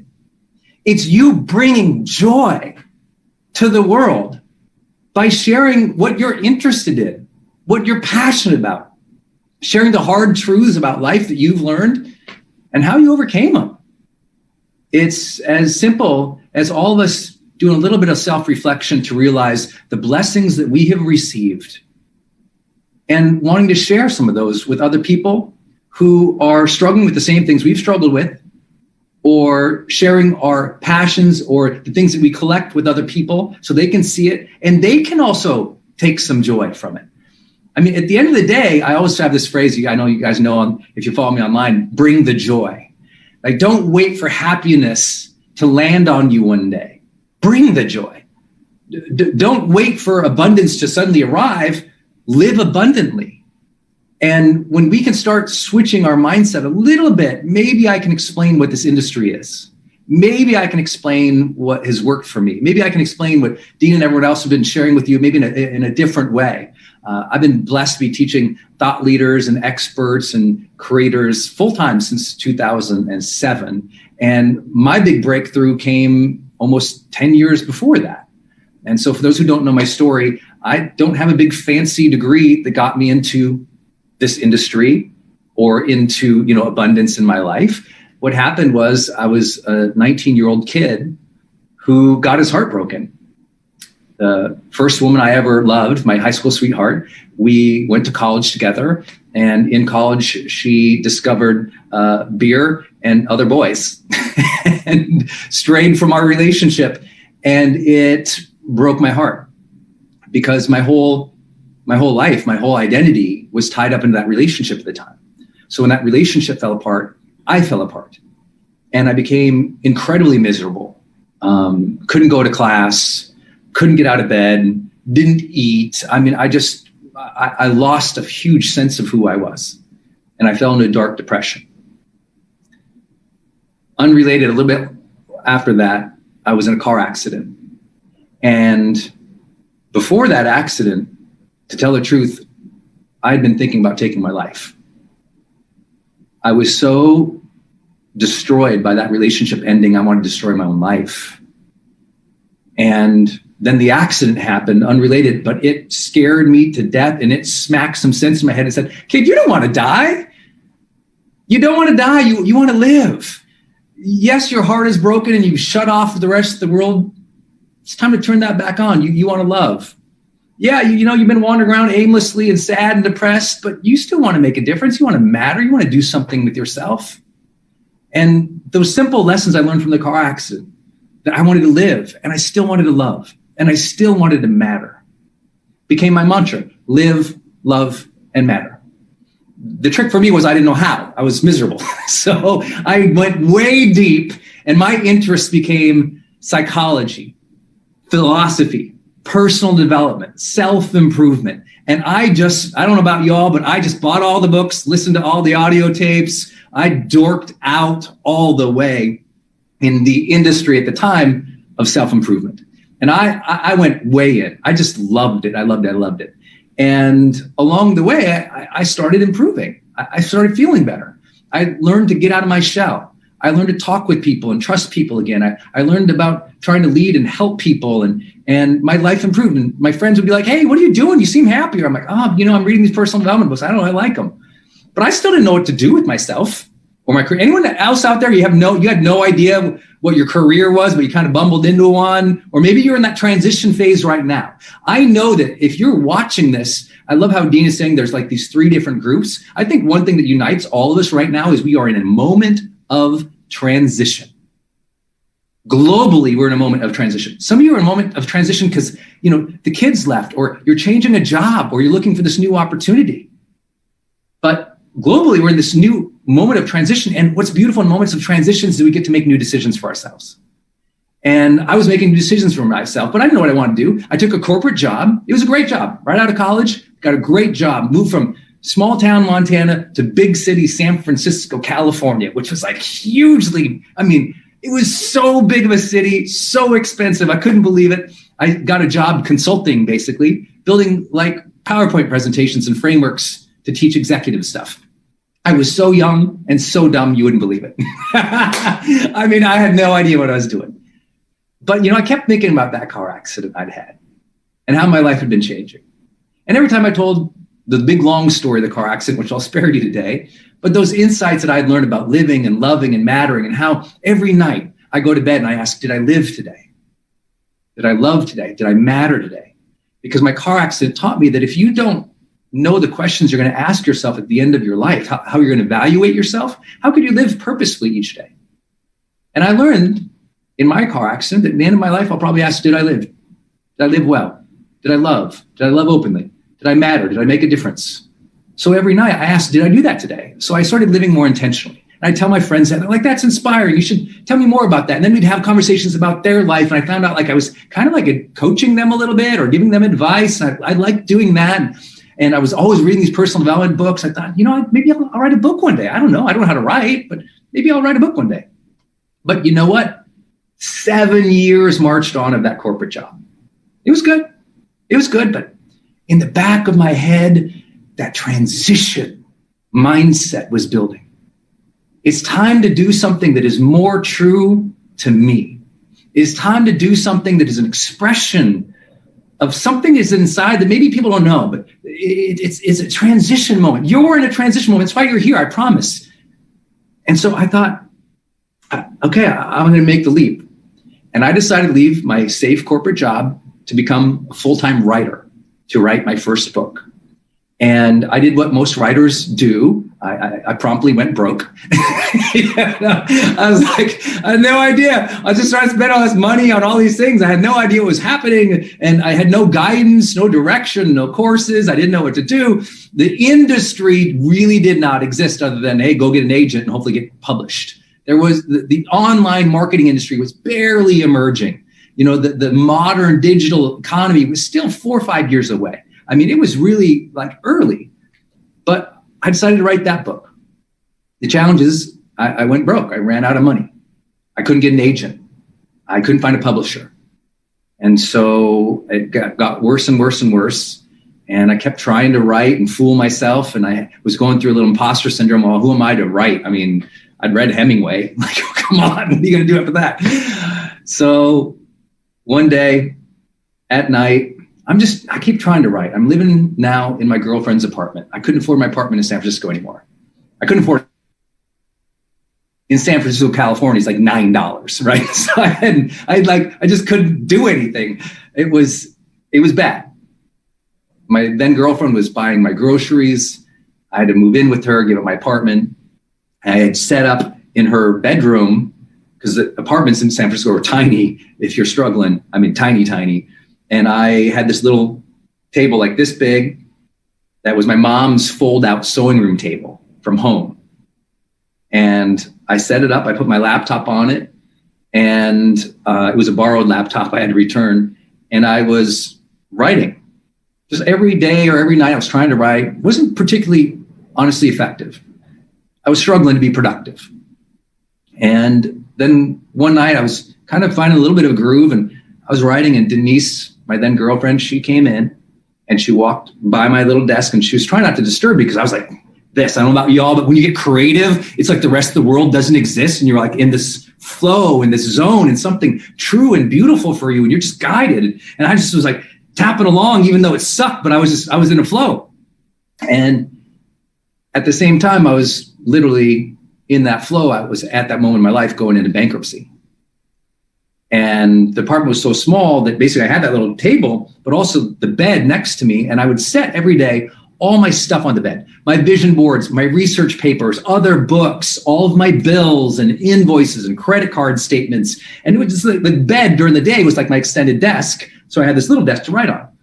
Well, Denise comes in to go to bed and she goes to not disturb my papers. So she goes to crawl under the covers and get settled in bed. And I stopped typing at some point and I kind of looked over and I saw Denise, love of my life, sleeping under the weight of my bills. Literally, she was sleeping under the bills. She was trying not to disturb them. And I don't know what it was about that image, but it just went, and it just, man, I don't know if you've ever been in that place, but none of us want to be the cause of pain or lack in our families' lives. And she was working so hard every day, buying my groceries, paying the rent, and here she is sleeping on my bills. And it just snapped something inside of me. I'm like, I've had this idea I'm going to be a writer. No, I'm going to write. This book's getting done. I know there's this online marketing thing and I need to learn how to make a web page and, take some payment on the internet and do a video or write some sales copy. But I hadn't done it because I thought, well, I don't know how. And sometimes we go, well, I don't know how, so we don't begin.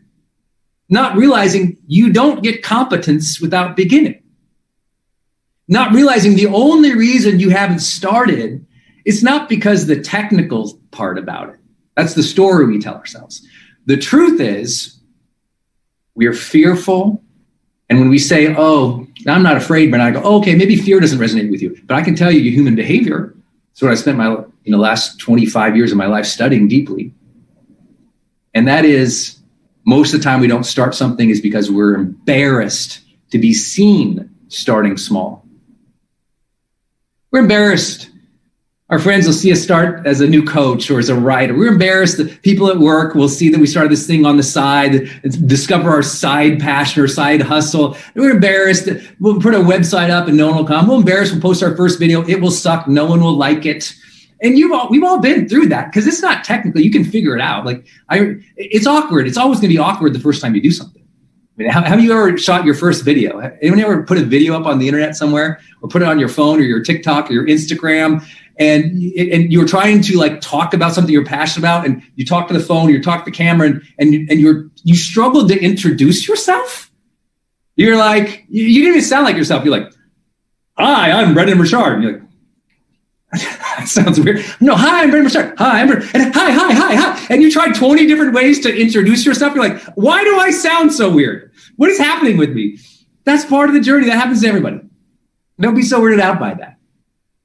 But what I learned in that moment when I saw my lady sleeping under my bills was I was not going to allow that to happen anymore.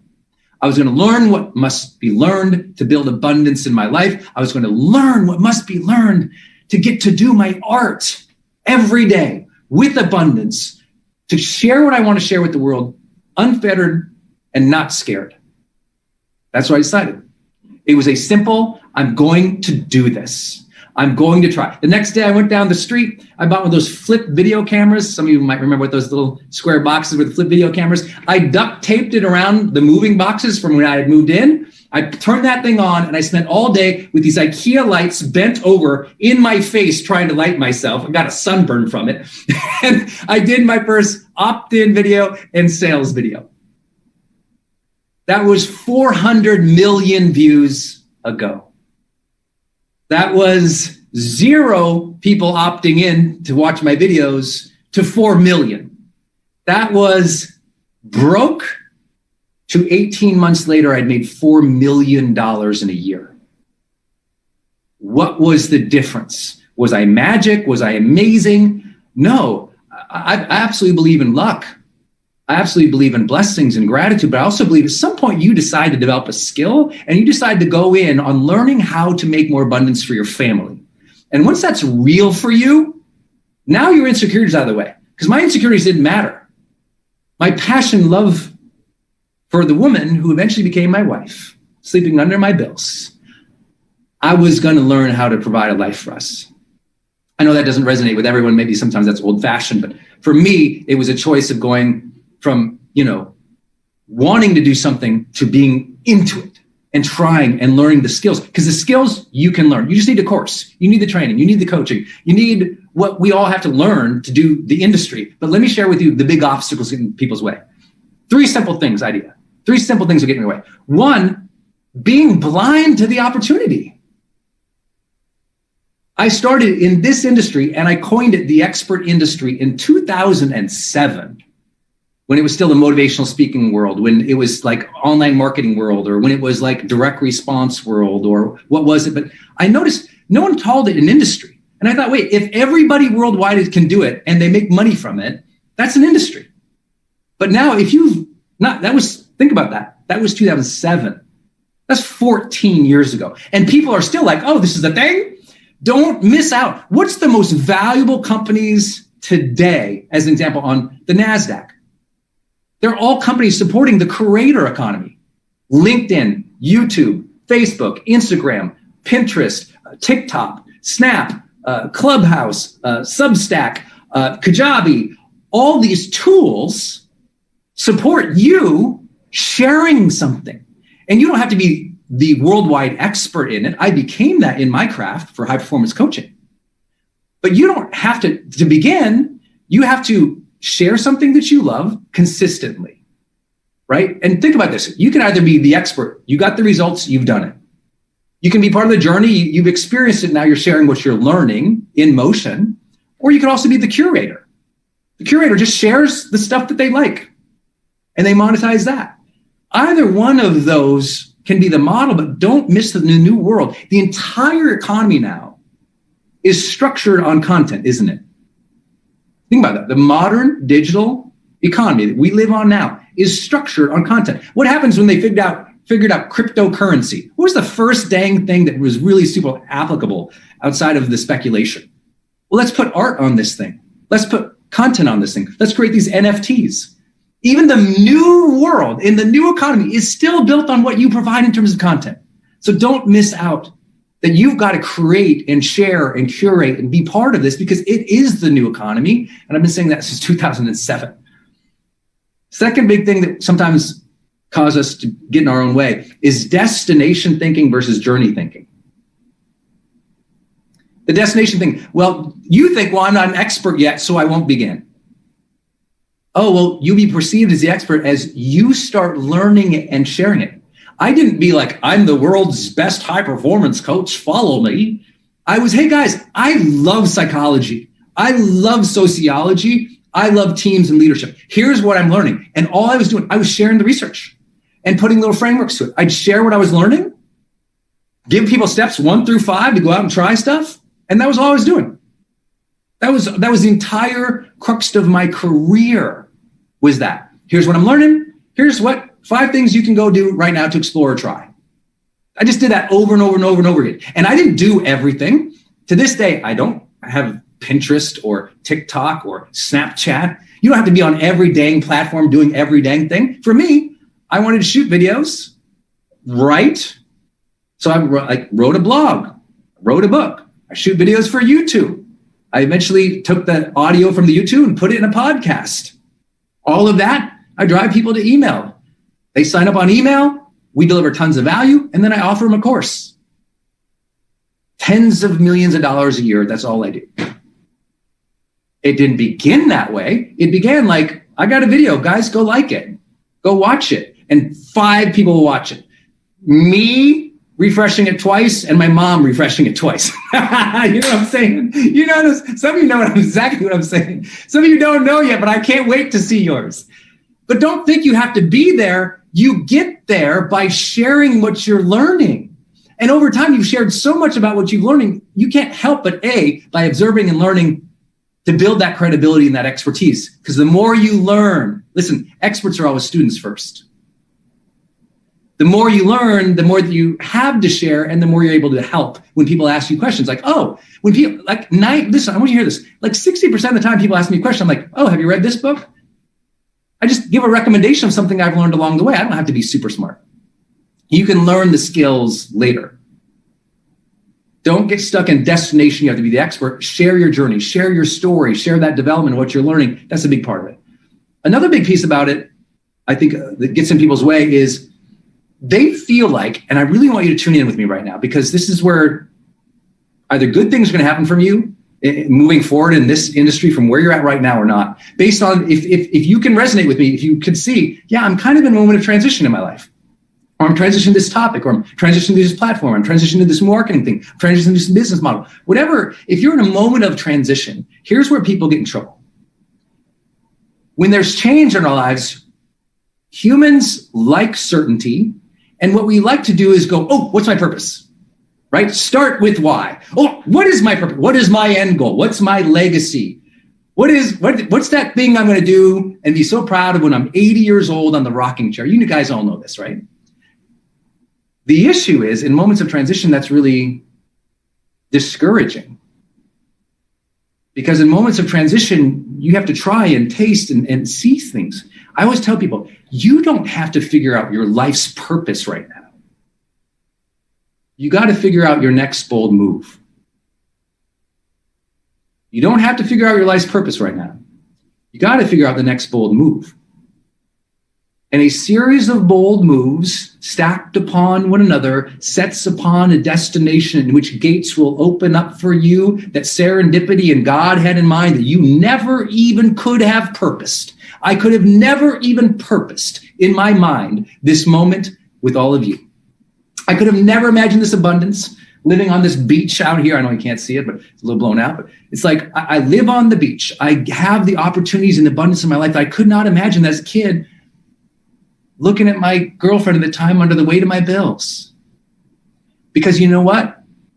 The world, I believe the Creator, opens up gates, but only when you roll up to them. Purpose reveals itself in motion, not in stagnation. You don't have to figure out your whole life's purpose. You got to figure out your next bold move. What's that next thing you can start, do, learn, post, express? And what are bold moves? Some of you guys know, think about this. I could never imagine the dumb kid from Montana. I literally created a course with Oprah Winfrey Network called Your Next Bold Move. Like all of a sudden I'm working with Oprah and team to create an online course. So what is a bold move? What does that mean? Well, a bold move tends to mean two very simple things. One, you choose to do something that is more authentic and true to your soul, your spirit, your interests, your passions, your obsessions. It's something that is more true to the explorative or the artistic or the adventurous side of you that you have been suppressing because you thought you had to do it right. You thought you had to fit in. Now, baby, you make a bold move, go, you know what? I like this job. That was my story. I like this job, but I want to write. I don't know how to write, don't know how to make money, but I'm going to make a bold move in that direction. I didn't think I had to figure it all out. I need a list of the next 40 books of my life so that I know at the end of 80 years old, here's my list of library books that I wrote. No, it's like, I want to move in the direction of being a writer. Let me figure out that. That was my key.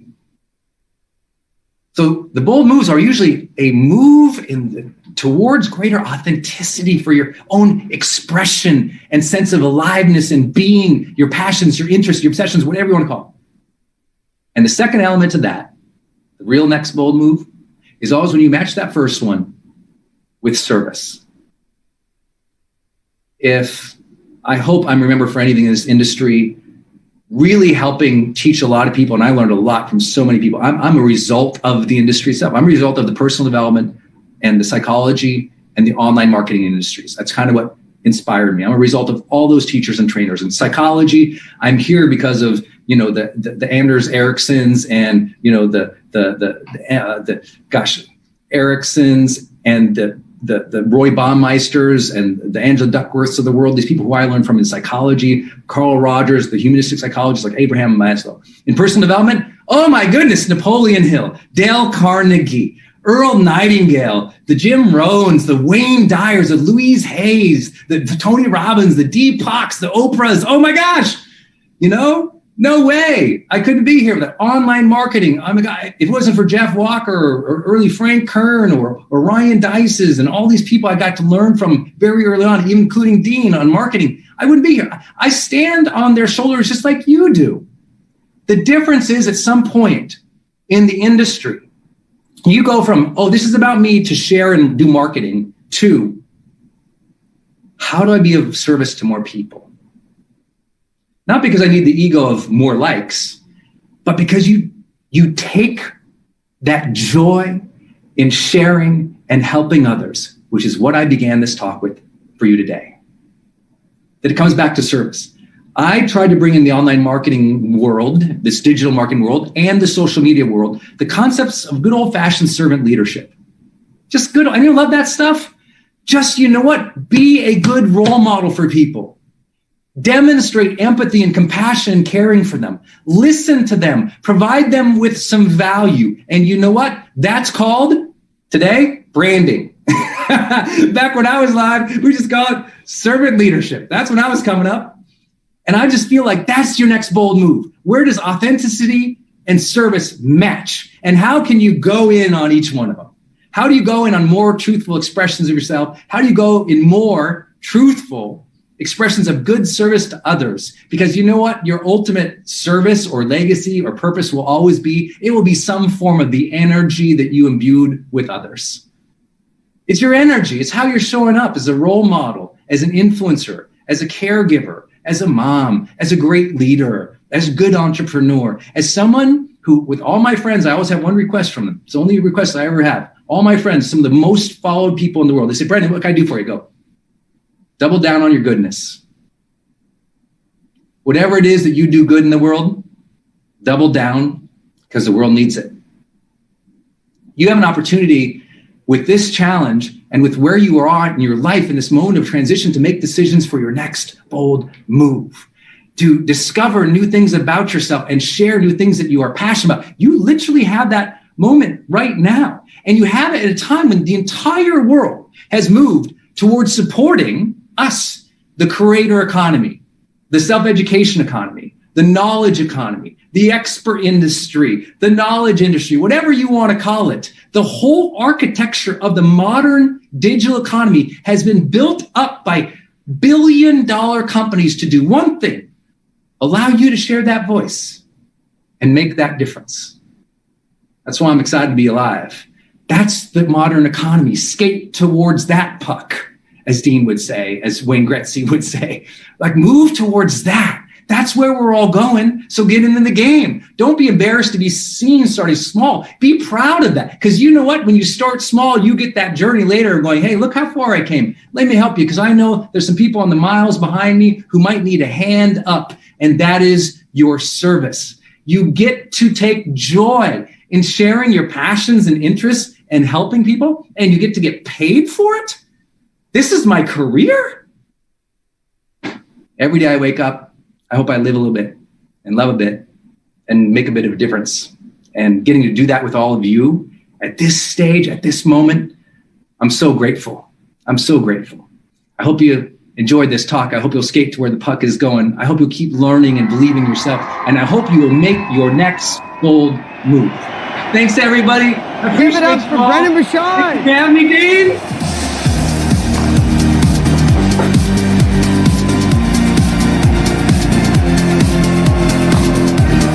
Thanks, brother. Give it up in the chat. He can see it.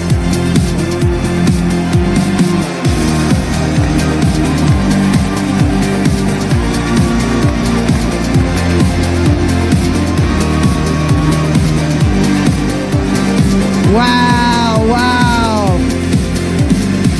Brendan, man, thank you so much I'm so honored that you took the time today. And dude, We're blessed to, just so everyone knows what I shared earlier, I might have to share a lot of that as I go because so many of my dear friends are here.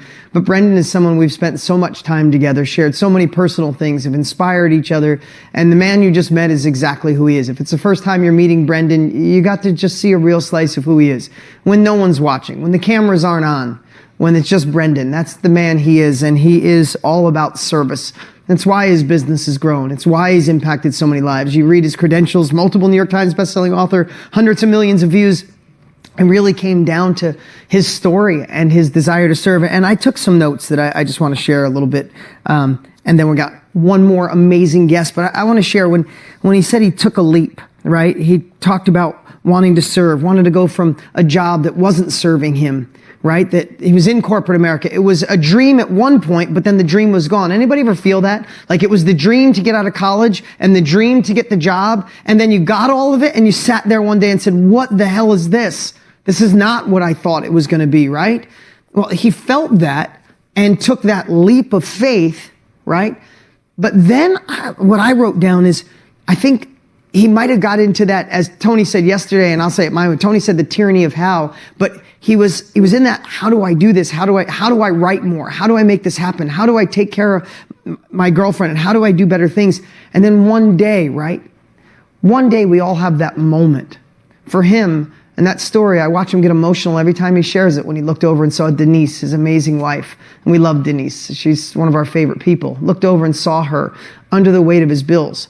It was that moment, right? It was that moment that he said, it wasn't about the how anymore. And I think that leads into what we talked about yesterday. It wasn't how, oh my God, my wife's under those bills. How do I write faster?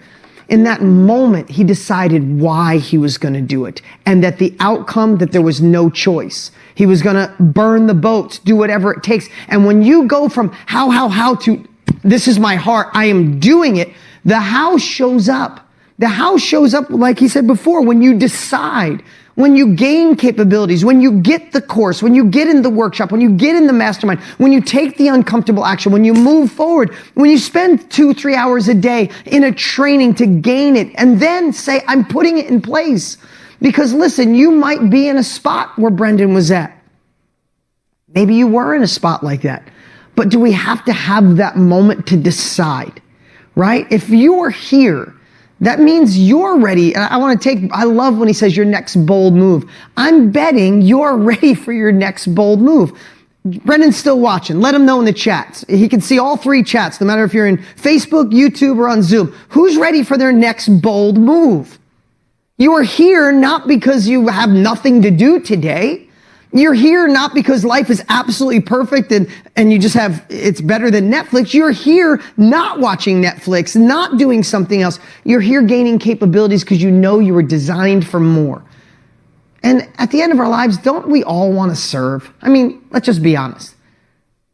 I think there's probably some bad people on this earth, but I think at the end of the day, we all want to get our oxygen mask on so we can make an impact on the world. So as Brendan says, we could deliver more good. We could step it up, share more goodness, share more joy. I mean, listen, I'm not trying to make this all fuzzy and like, but we really are. I mean, Brendan and I talked 3 days ago, before my son's game. I had an hour practice. I called Brendan. We spent the whole hour on the phone. And literally like 2 little kids, him and I have different relationships with different friends. His and I are like, we're 2 little kids when we're on the phone. And he's like, brother, do you believe we get to do this? Every day we get to inspire people, change people's lives. We learn stuff and we share it and people thank us. Do you believe we get to do this? And I'm like, no, I can't believe it. Do you know we're going to try for 1 million people? He's like, oh my God, 1 million, yay. Like literally, I'm not shitting you for lack of a better word. It's how we have a conversation. Like I'll say, I'm going to try for 1 million. He's like, no, yep, oh my. And he'll like, this is how we talk. But listen, when he started, nothing. His mom saw his video. When I started, we all started someplace. And I love that saying, when's the best time to plant a tree? 5 years ago. When's the second best time to plant a tree? Put it in the chat. Right now. When was the best time to probably jump in the knowledge industry? A couple years ago. When's the second best time? Right now. You know when the worst time is? 5 years from now. This is the moment. Look at everybody saying now. This is what I want you to feel. I want you to feel disturbed with inaction. I don't want you to look back in 4 years and go, damn, I spent those 5 days with Tony, Dean, Brendan, Shalene, Jenna, all these amazing people. I got excited and I let life suck me back in. Look where the damn knowledge industry is now. It's $1 billion a day, right? It's like we've all had those investments somebody told us to do. You were gonna, you didn't, and the investment exploded. You're like, that's the groundswell of this industry. And as I said on day one, your life experience is your asset. Your knowledge is your inventory. And you don't have to pay for it. You already paid for it through your life experience. You don't have to house it. You don't have to cool it. You don't have to feed it. This knowledge is value. We just have to learn to share it. And that's what we're going through. And every single speaker, every single person here started someplace that they never would have thought in a million years they were here. And that leads me on to our next and last speaker for the day. You guys, wait, do you have enough energy for our next speaker? I mean, I could tell him to go if there's not enough energy. Are you guys ready? Remember what I said? Every speaker came. None of them are getting paid. They all paid for their own dime to be here. They're here to serve you. So these chats, if we were in person, that's one thing, but light up all the chats. Now, this next speaker I met probably about a decade, maybe a little less, maybe 7, 8, 9 years ago. First day I met him, first day I got to see his heart. We ended up hitting it off. We spent more time together. We talked. We became dear friends. And I remember knowing him for less than a month and hearing his heart and watching his videos. I remember saying to him, I called him one day, I said, hey man, if there's anything I can do, because the world needs more of you. Like he had already been just absolutely destroying it with his videos, but the world needed more of him. And anything I could do to help him. And he's done the same for me. I helped him get a book deal. I helped him get way more for his book deal because he deserved it. And I helped him with connections. He's helped me in so many ways. We became a really amazing friends. It's not friends that we see each other every day because we're in different states, but someone that means the world to me. Now, I could read his bio, which is amazing. He's an ex-NFL football player. He's impacted people's lives all around the world. He's one of the most watched people online, you ready for this? In the world. 12 million people follow him on social media. He does a video, and I'm sure you've seen some of them, and it'll get 100 million views. It is absolutely insane. But when you hear where he started, and you hear how he felt when he started, you're going to realize he went through the same journeys all of us did, and feeling like an imposter, not sure it could work, and people saying, are you crazy? You're going to do that now? You're a football player? Ooh, you're going to be someone online? But isn't that the stories that inspire us? And I know for a fact what you're about to get is way more of a treat. You might be inspired, but you'll get tactics, you'll get strategies, you'll get served in the highest level possible. So if we could please put our hands together and give some love for my dear friend, Trent Shelton! Thank you, brother. Appreciate you, man. Love you, brother. Love you too, man. What's up, y'all? Make some noise. Let me hear y'all. Get out your seats. Let me hear y'all.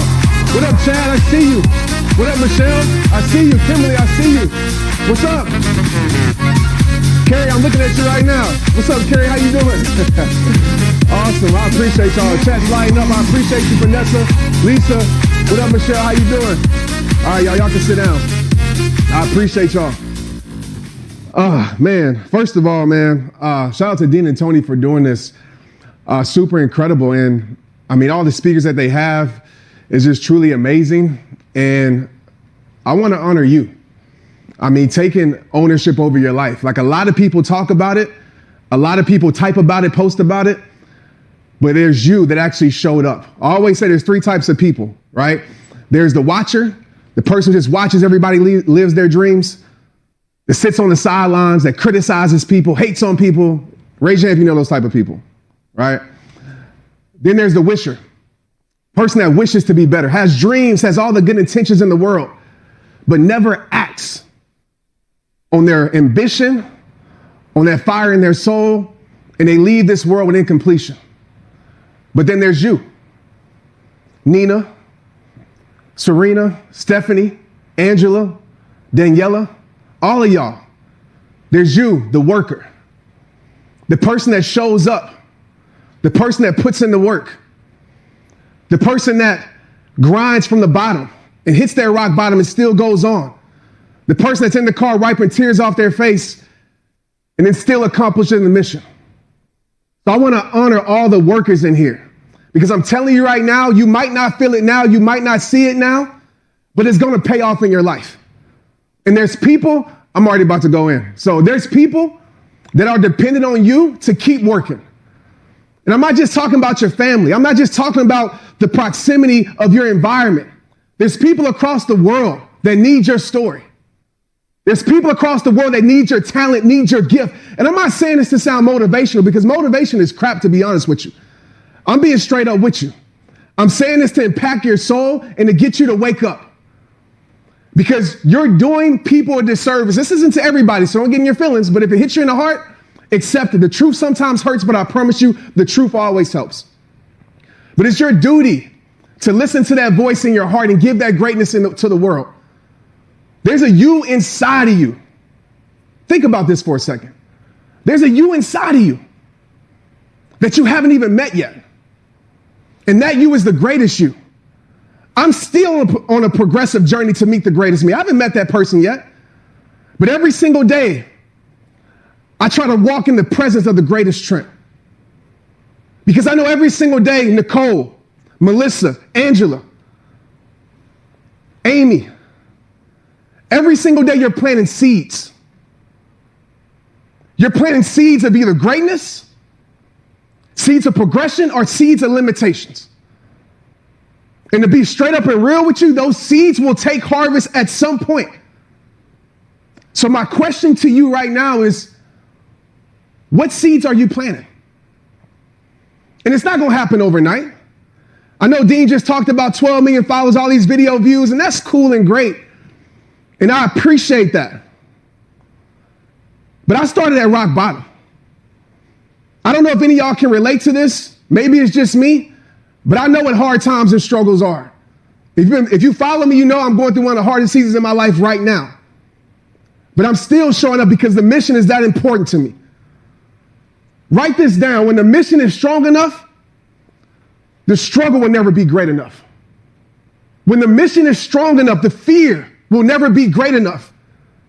If fear is controlling your life, if limitations are controlling your life, I'm going to tell you right now, your mission isn't great enough. And some of our missions are just for us. We got selfish missions. To be more popular, to have a blue check by our name, to make all this money. Those things are good. But when those things are gone, when you don't have those things, are you still going to show up? If everything was stripped away from you, all the titles that this world tries to give you was stripped away from you, would you still show up and fight for what you believe in? And I'm not apologizing for being passionate, because I care about this, man. This started over a decade ago, and I'm not going to tell too much about my story. I know a lot of you know about it, but football was my everything. And for some of you, it might not have been sports. Maybe it was a relationship. Maybe it's a dream. Anybody have a dream that failed? Anybody in here? Well, I can see some hands. Y'all don't have dreams that fail. Y'all are incredible. We've all had dreams and things that have failed in our life. And mine was to be a professional football player since I was 4 years old. I wrapped my identity around that. Without football, who am I? For the sake of time, I make it to the NFL as an undrafted free agent. And just imagine your biggest dream coming true at the same time your worst nightmare happening. I ended up getting cut 9 or 10 times. And some of y'all might be wondering what cut is. A better word is fired. From 3 teams. How does that work, Trent? 9 times, 3 teams, it doesn't add up. Each team cut me 3 times. So I lived a very unbalanced life. I didn't know if I would be cut right after practice. I didn't know if I would be there the next Monday. And I had a family to take care of. And I was losing myself to the point where I didn't even care about living anymore, because without my everything, I felt like nothing. I want to tell you right now, sometimes it takes losing your everything just to show you that it was nothing that you ever needed in the first place. Sometimes it takes losing everything that you think you need just to show you that there's something better for your life. Your greatest setbacks will set you up for that major comeback. Sometimes you have to lose certain things to gain better things. Do you realize that? Sometimes the best way to add to your life is to subtract from it. But at that time, I didn't understand it. I was angry at God. I was angry at my mom and dad for not making me fast enough, for giving me some bad DNA, even though they gave me great DNA. I was mad at my friends. I became bitter. I had bitterness in my soul. I resented people. My teammates like Peyton Manning. Oh, Peyton ain't that good. Because I was that hater at that point in my life, even though Peyton is legendary. But it came to a point in 2009. I'll never forget this moment. I was sitting in my room at my parents' house. I was still living with them when I would come back from the off season. And I remember looking at my room, and I remember seeing the pictures of my son. Tristan was just a year old at that time. And I remember talking to God, asking God, is this it? Is this it? Is this the end of my life? Is this my finish line? Is my future not going to have anything better for my life? Is my best days in my past? Is this it? And I remember this tiny voice that pierced my soul and said, this is just the beginning. I got more in store for you than you ever could imagine. And so over those next few years, the next moments, I grab a cell phone. I didn't have some great studio. I didn't look like the typical motivational speaker. I still don't. I didn't go to Toastmasters, not saying you can't go to classes. I didn't have any formal training. I'm an introvert. I'm probably the quietest person in the room if you're ever around me. Speaking was my biggest fear. But there was something inside of me that said, there's more to your life. Anybody feel that? Anybody have that feeling in their life that there's more to your life, that feeling? And a lot of us, what we do is that feeling that's calling us, that's saying there's more to your life, there's something better for your life. You know what we do? We send it to voicemail. Because we talk ourselves out of our greatness. We tell ourselves that we're not experienced enough. And we send that to voicemail. We see all the comparison on social media, people showing you the filter life. And we say, oh, I can never be that person. So we send it to voicemail and you talk yourself out of your greatness. Write this down right now. You have to defeat the enemy. And the enemy is not an external enemy. It's not the people online who don't like you. It's not the people that are judging you. It's not your past. It's not your circumstances. The enemy is an internal voice in you that's telling you that you're not good enough. The enemy is that fear. The enemy is that past failure in your life. And how you defeat the enemy is that you stand up to it. Even when your back's against the wall, you still stand tall. Even when you don't even have it figured out, you take what you know and you move forward with your life. The greatest war you ever will face is right here. That's the greatest battle. And you will never win your war by running from your battles. So some of us on this live, maybe not all of you, but I'm speaking to a few of you right now. Some of you have been running for far too long and you're wondering why your life is tired. You've been running from that thing that you were supposed to start.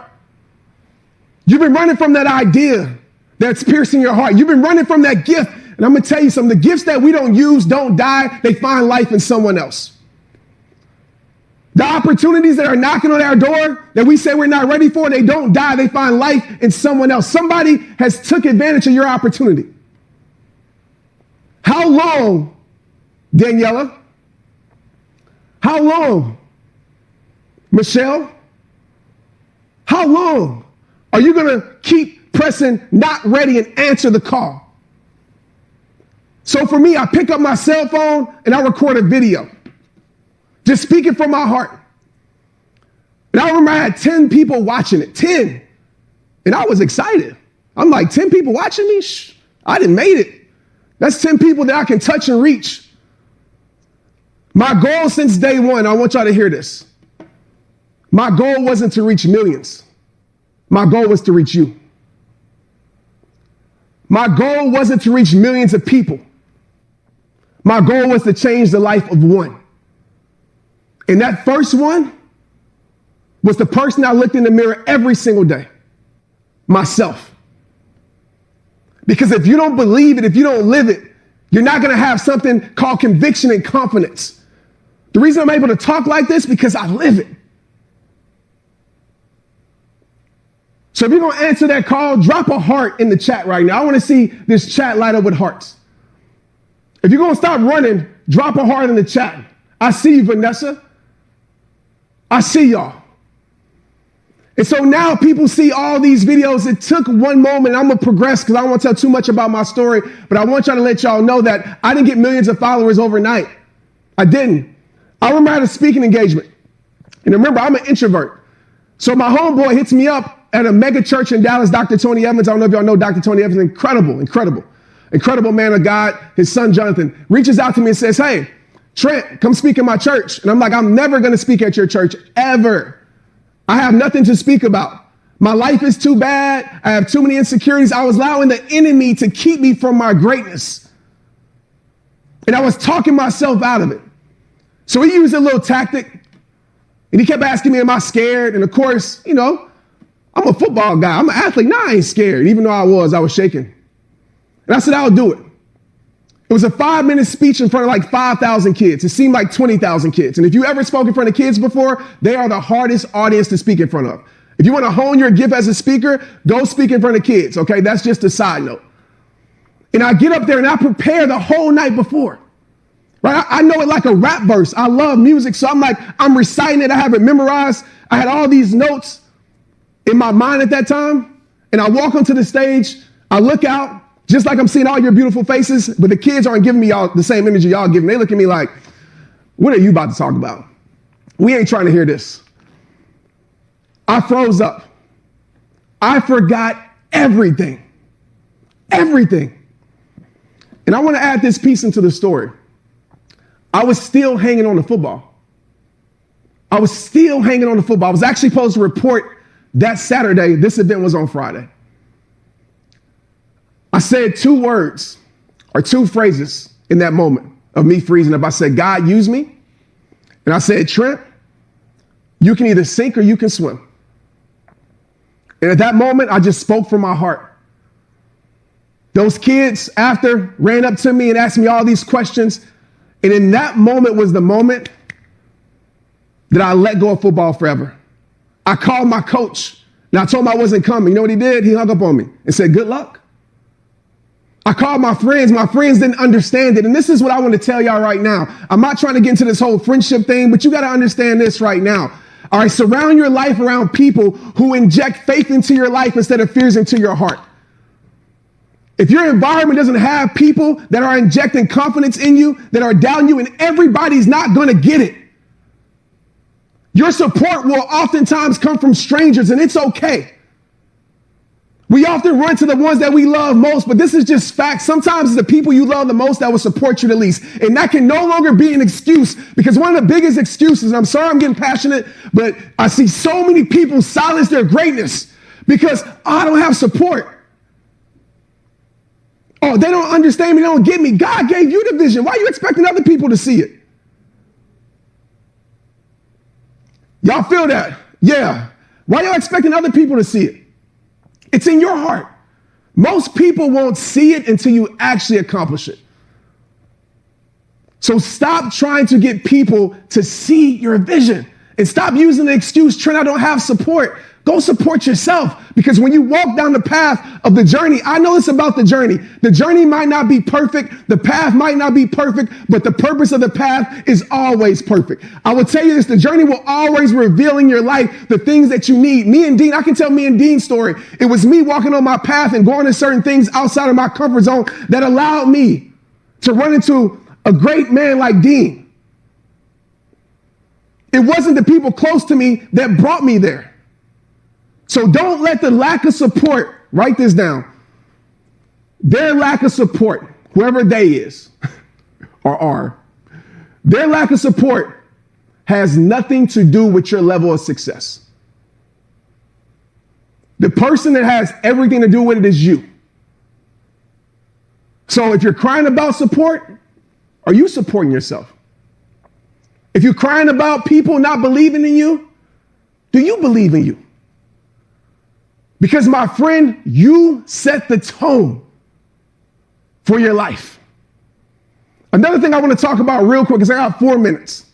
So we talked about number 1, defeating the enemy, and a whole bunch of other stuff that's just me as a hard speaker. Number 2, I need everybody in here, Chris, Nick, everybody in here, I need you to magnify your mission. It has to become greater. It has to become greater. Your mission is your magnet. So not to get too much into my personal journey right now, my personal story, what I'm going through in my season, I'll probably cry, and I don't want to cry right now. But people have been asking me, Trent, how have you been able to still push through? How have you been able to still overcome? With losing your mother, with your daughter going to the ICU, with losing your grandmother all in a matter of weeks. How have you been able to do it? Has it been hard? Hell yeah, it's been hard.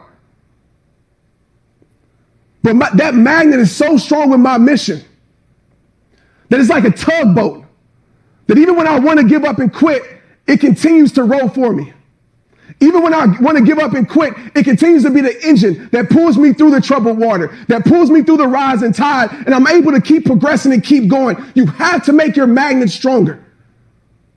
That mission, is it strong enough to still pull you through your hardest times? Because the truth is, none of us are exempt from hard times.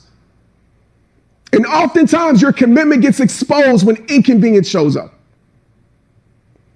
Your commitment gets exposed when struggle shows up. If it was easy, everybody would do it. So really hone in on your mission. Is it just about you? Because if it's just about you, you will quit. But when it's about leaving legacy, we talk about planting seeds every day, right? When you leave that legacy and this generational change, think about this. Some of you have the gifts to change generations.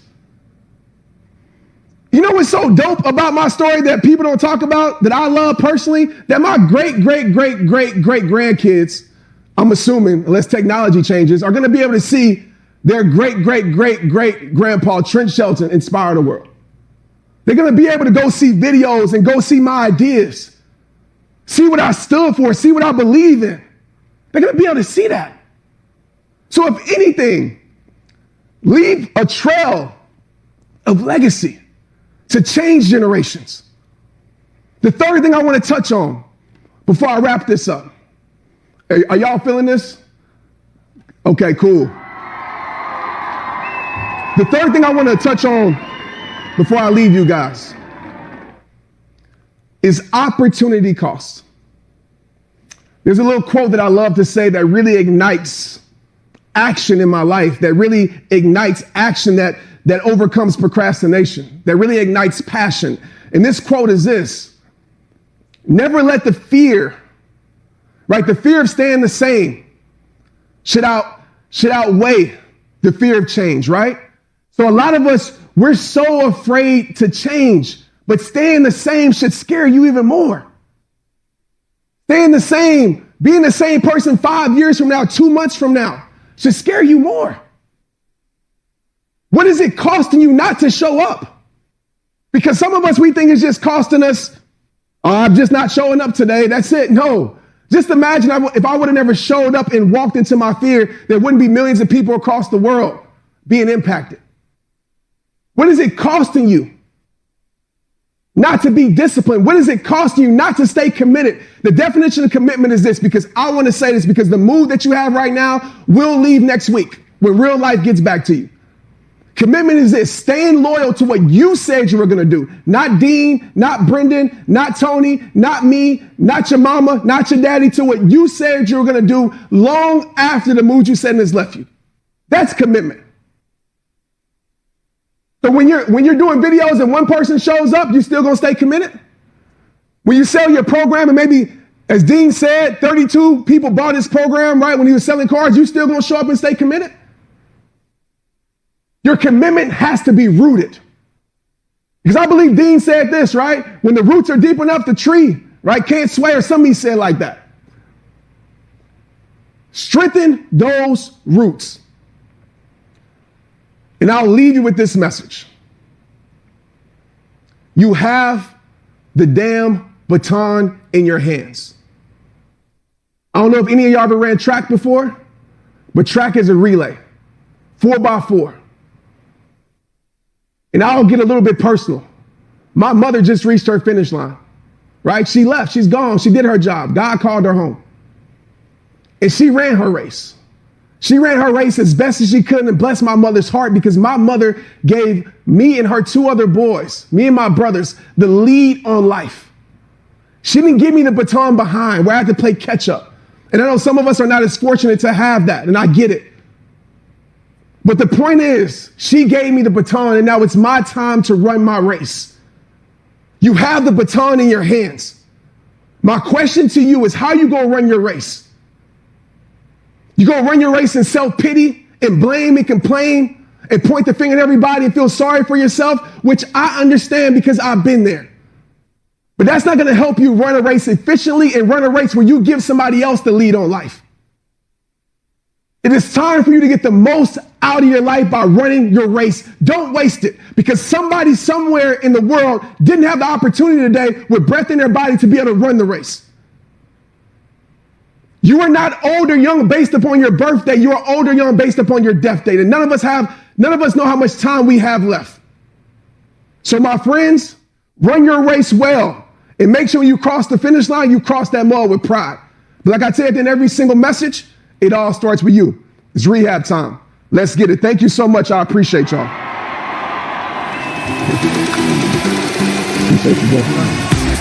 Seriously, guys, what can you say? Trent Shelton, give it up for him. He'll be watching the chat in the back. Hey, let me just ask you right now, you glad you're here for the Own Your Future Challenge? Let me know. Put it in the chat right now. You glad you're here? Wow. Anybody else writing notes and quotes as fast as I was?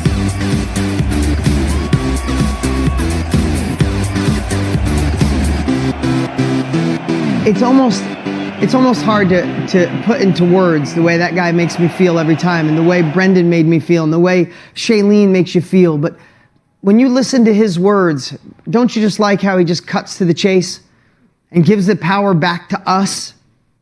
And I hope you see the common thread. Does anybody come here and say, you know what, life was perfect, and I went through school, and I decided I wanted to be in the experts industry, as Brendan helped coin, or I want to be in the knowledge industry? No, that's not the way it goes. It's like an interrupted pattern in your life, right? Do you feel that? And there's this moment where you say, I can share this. I have the asset. I have the inventory. I have the life experience. And there's someone at this very moment. I love what Trent always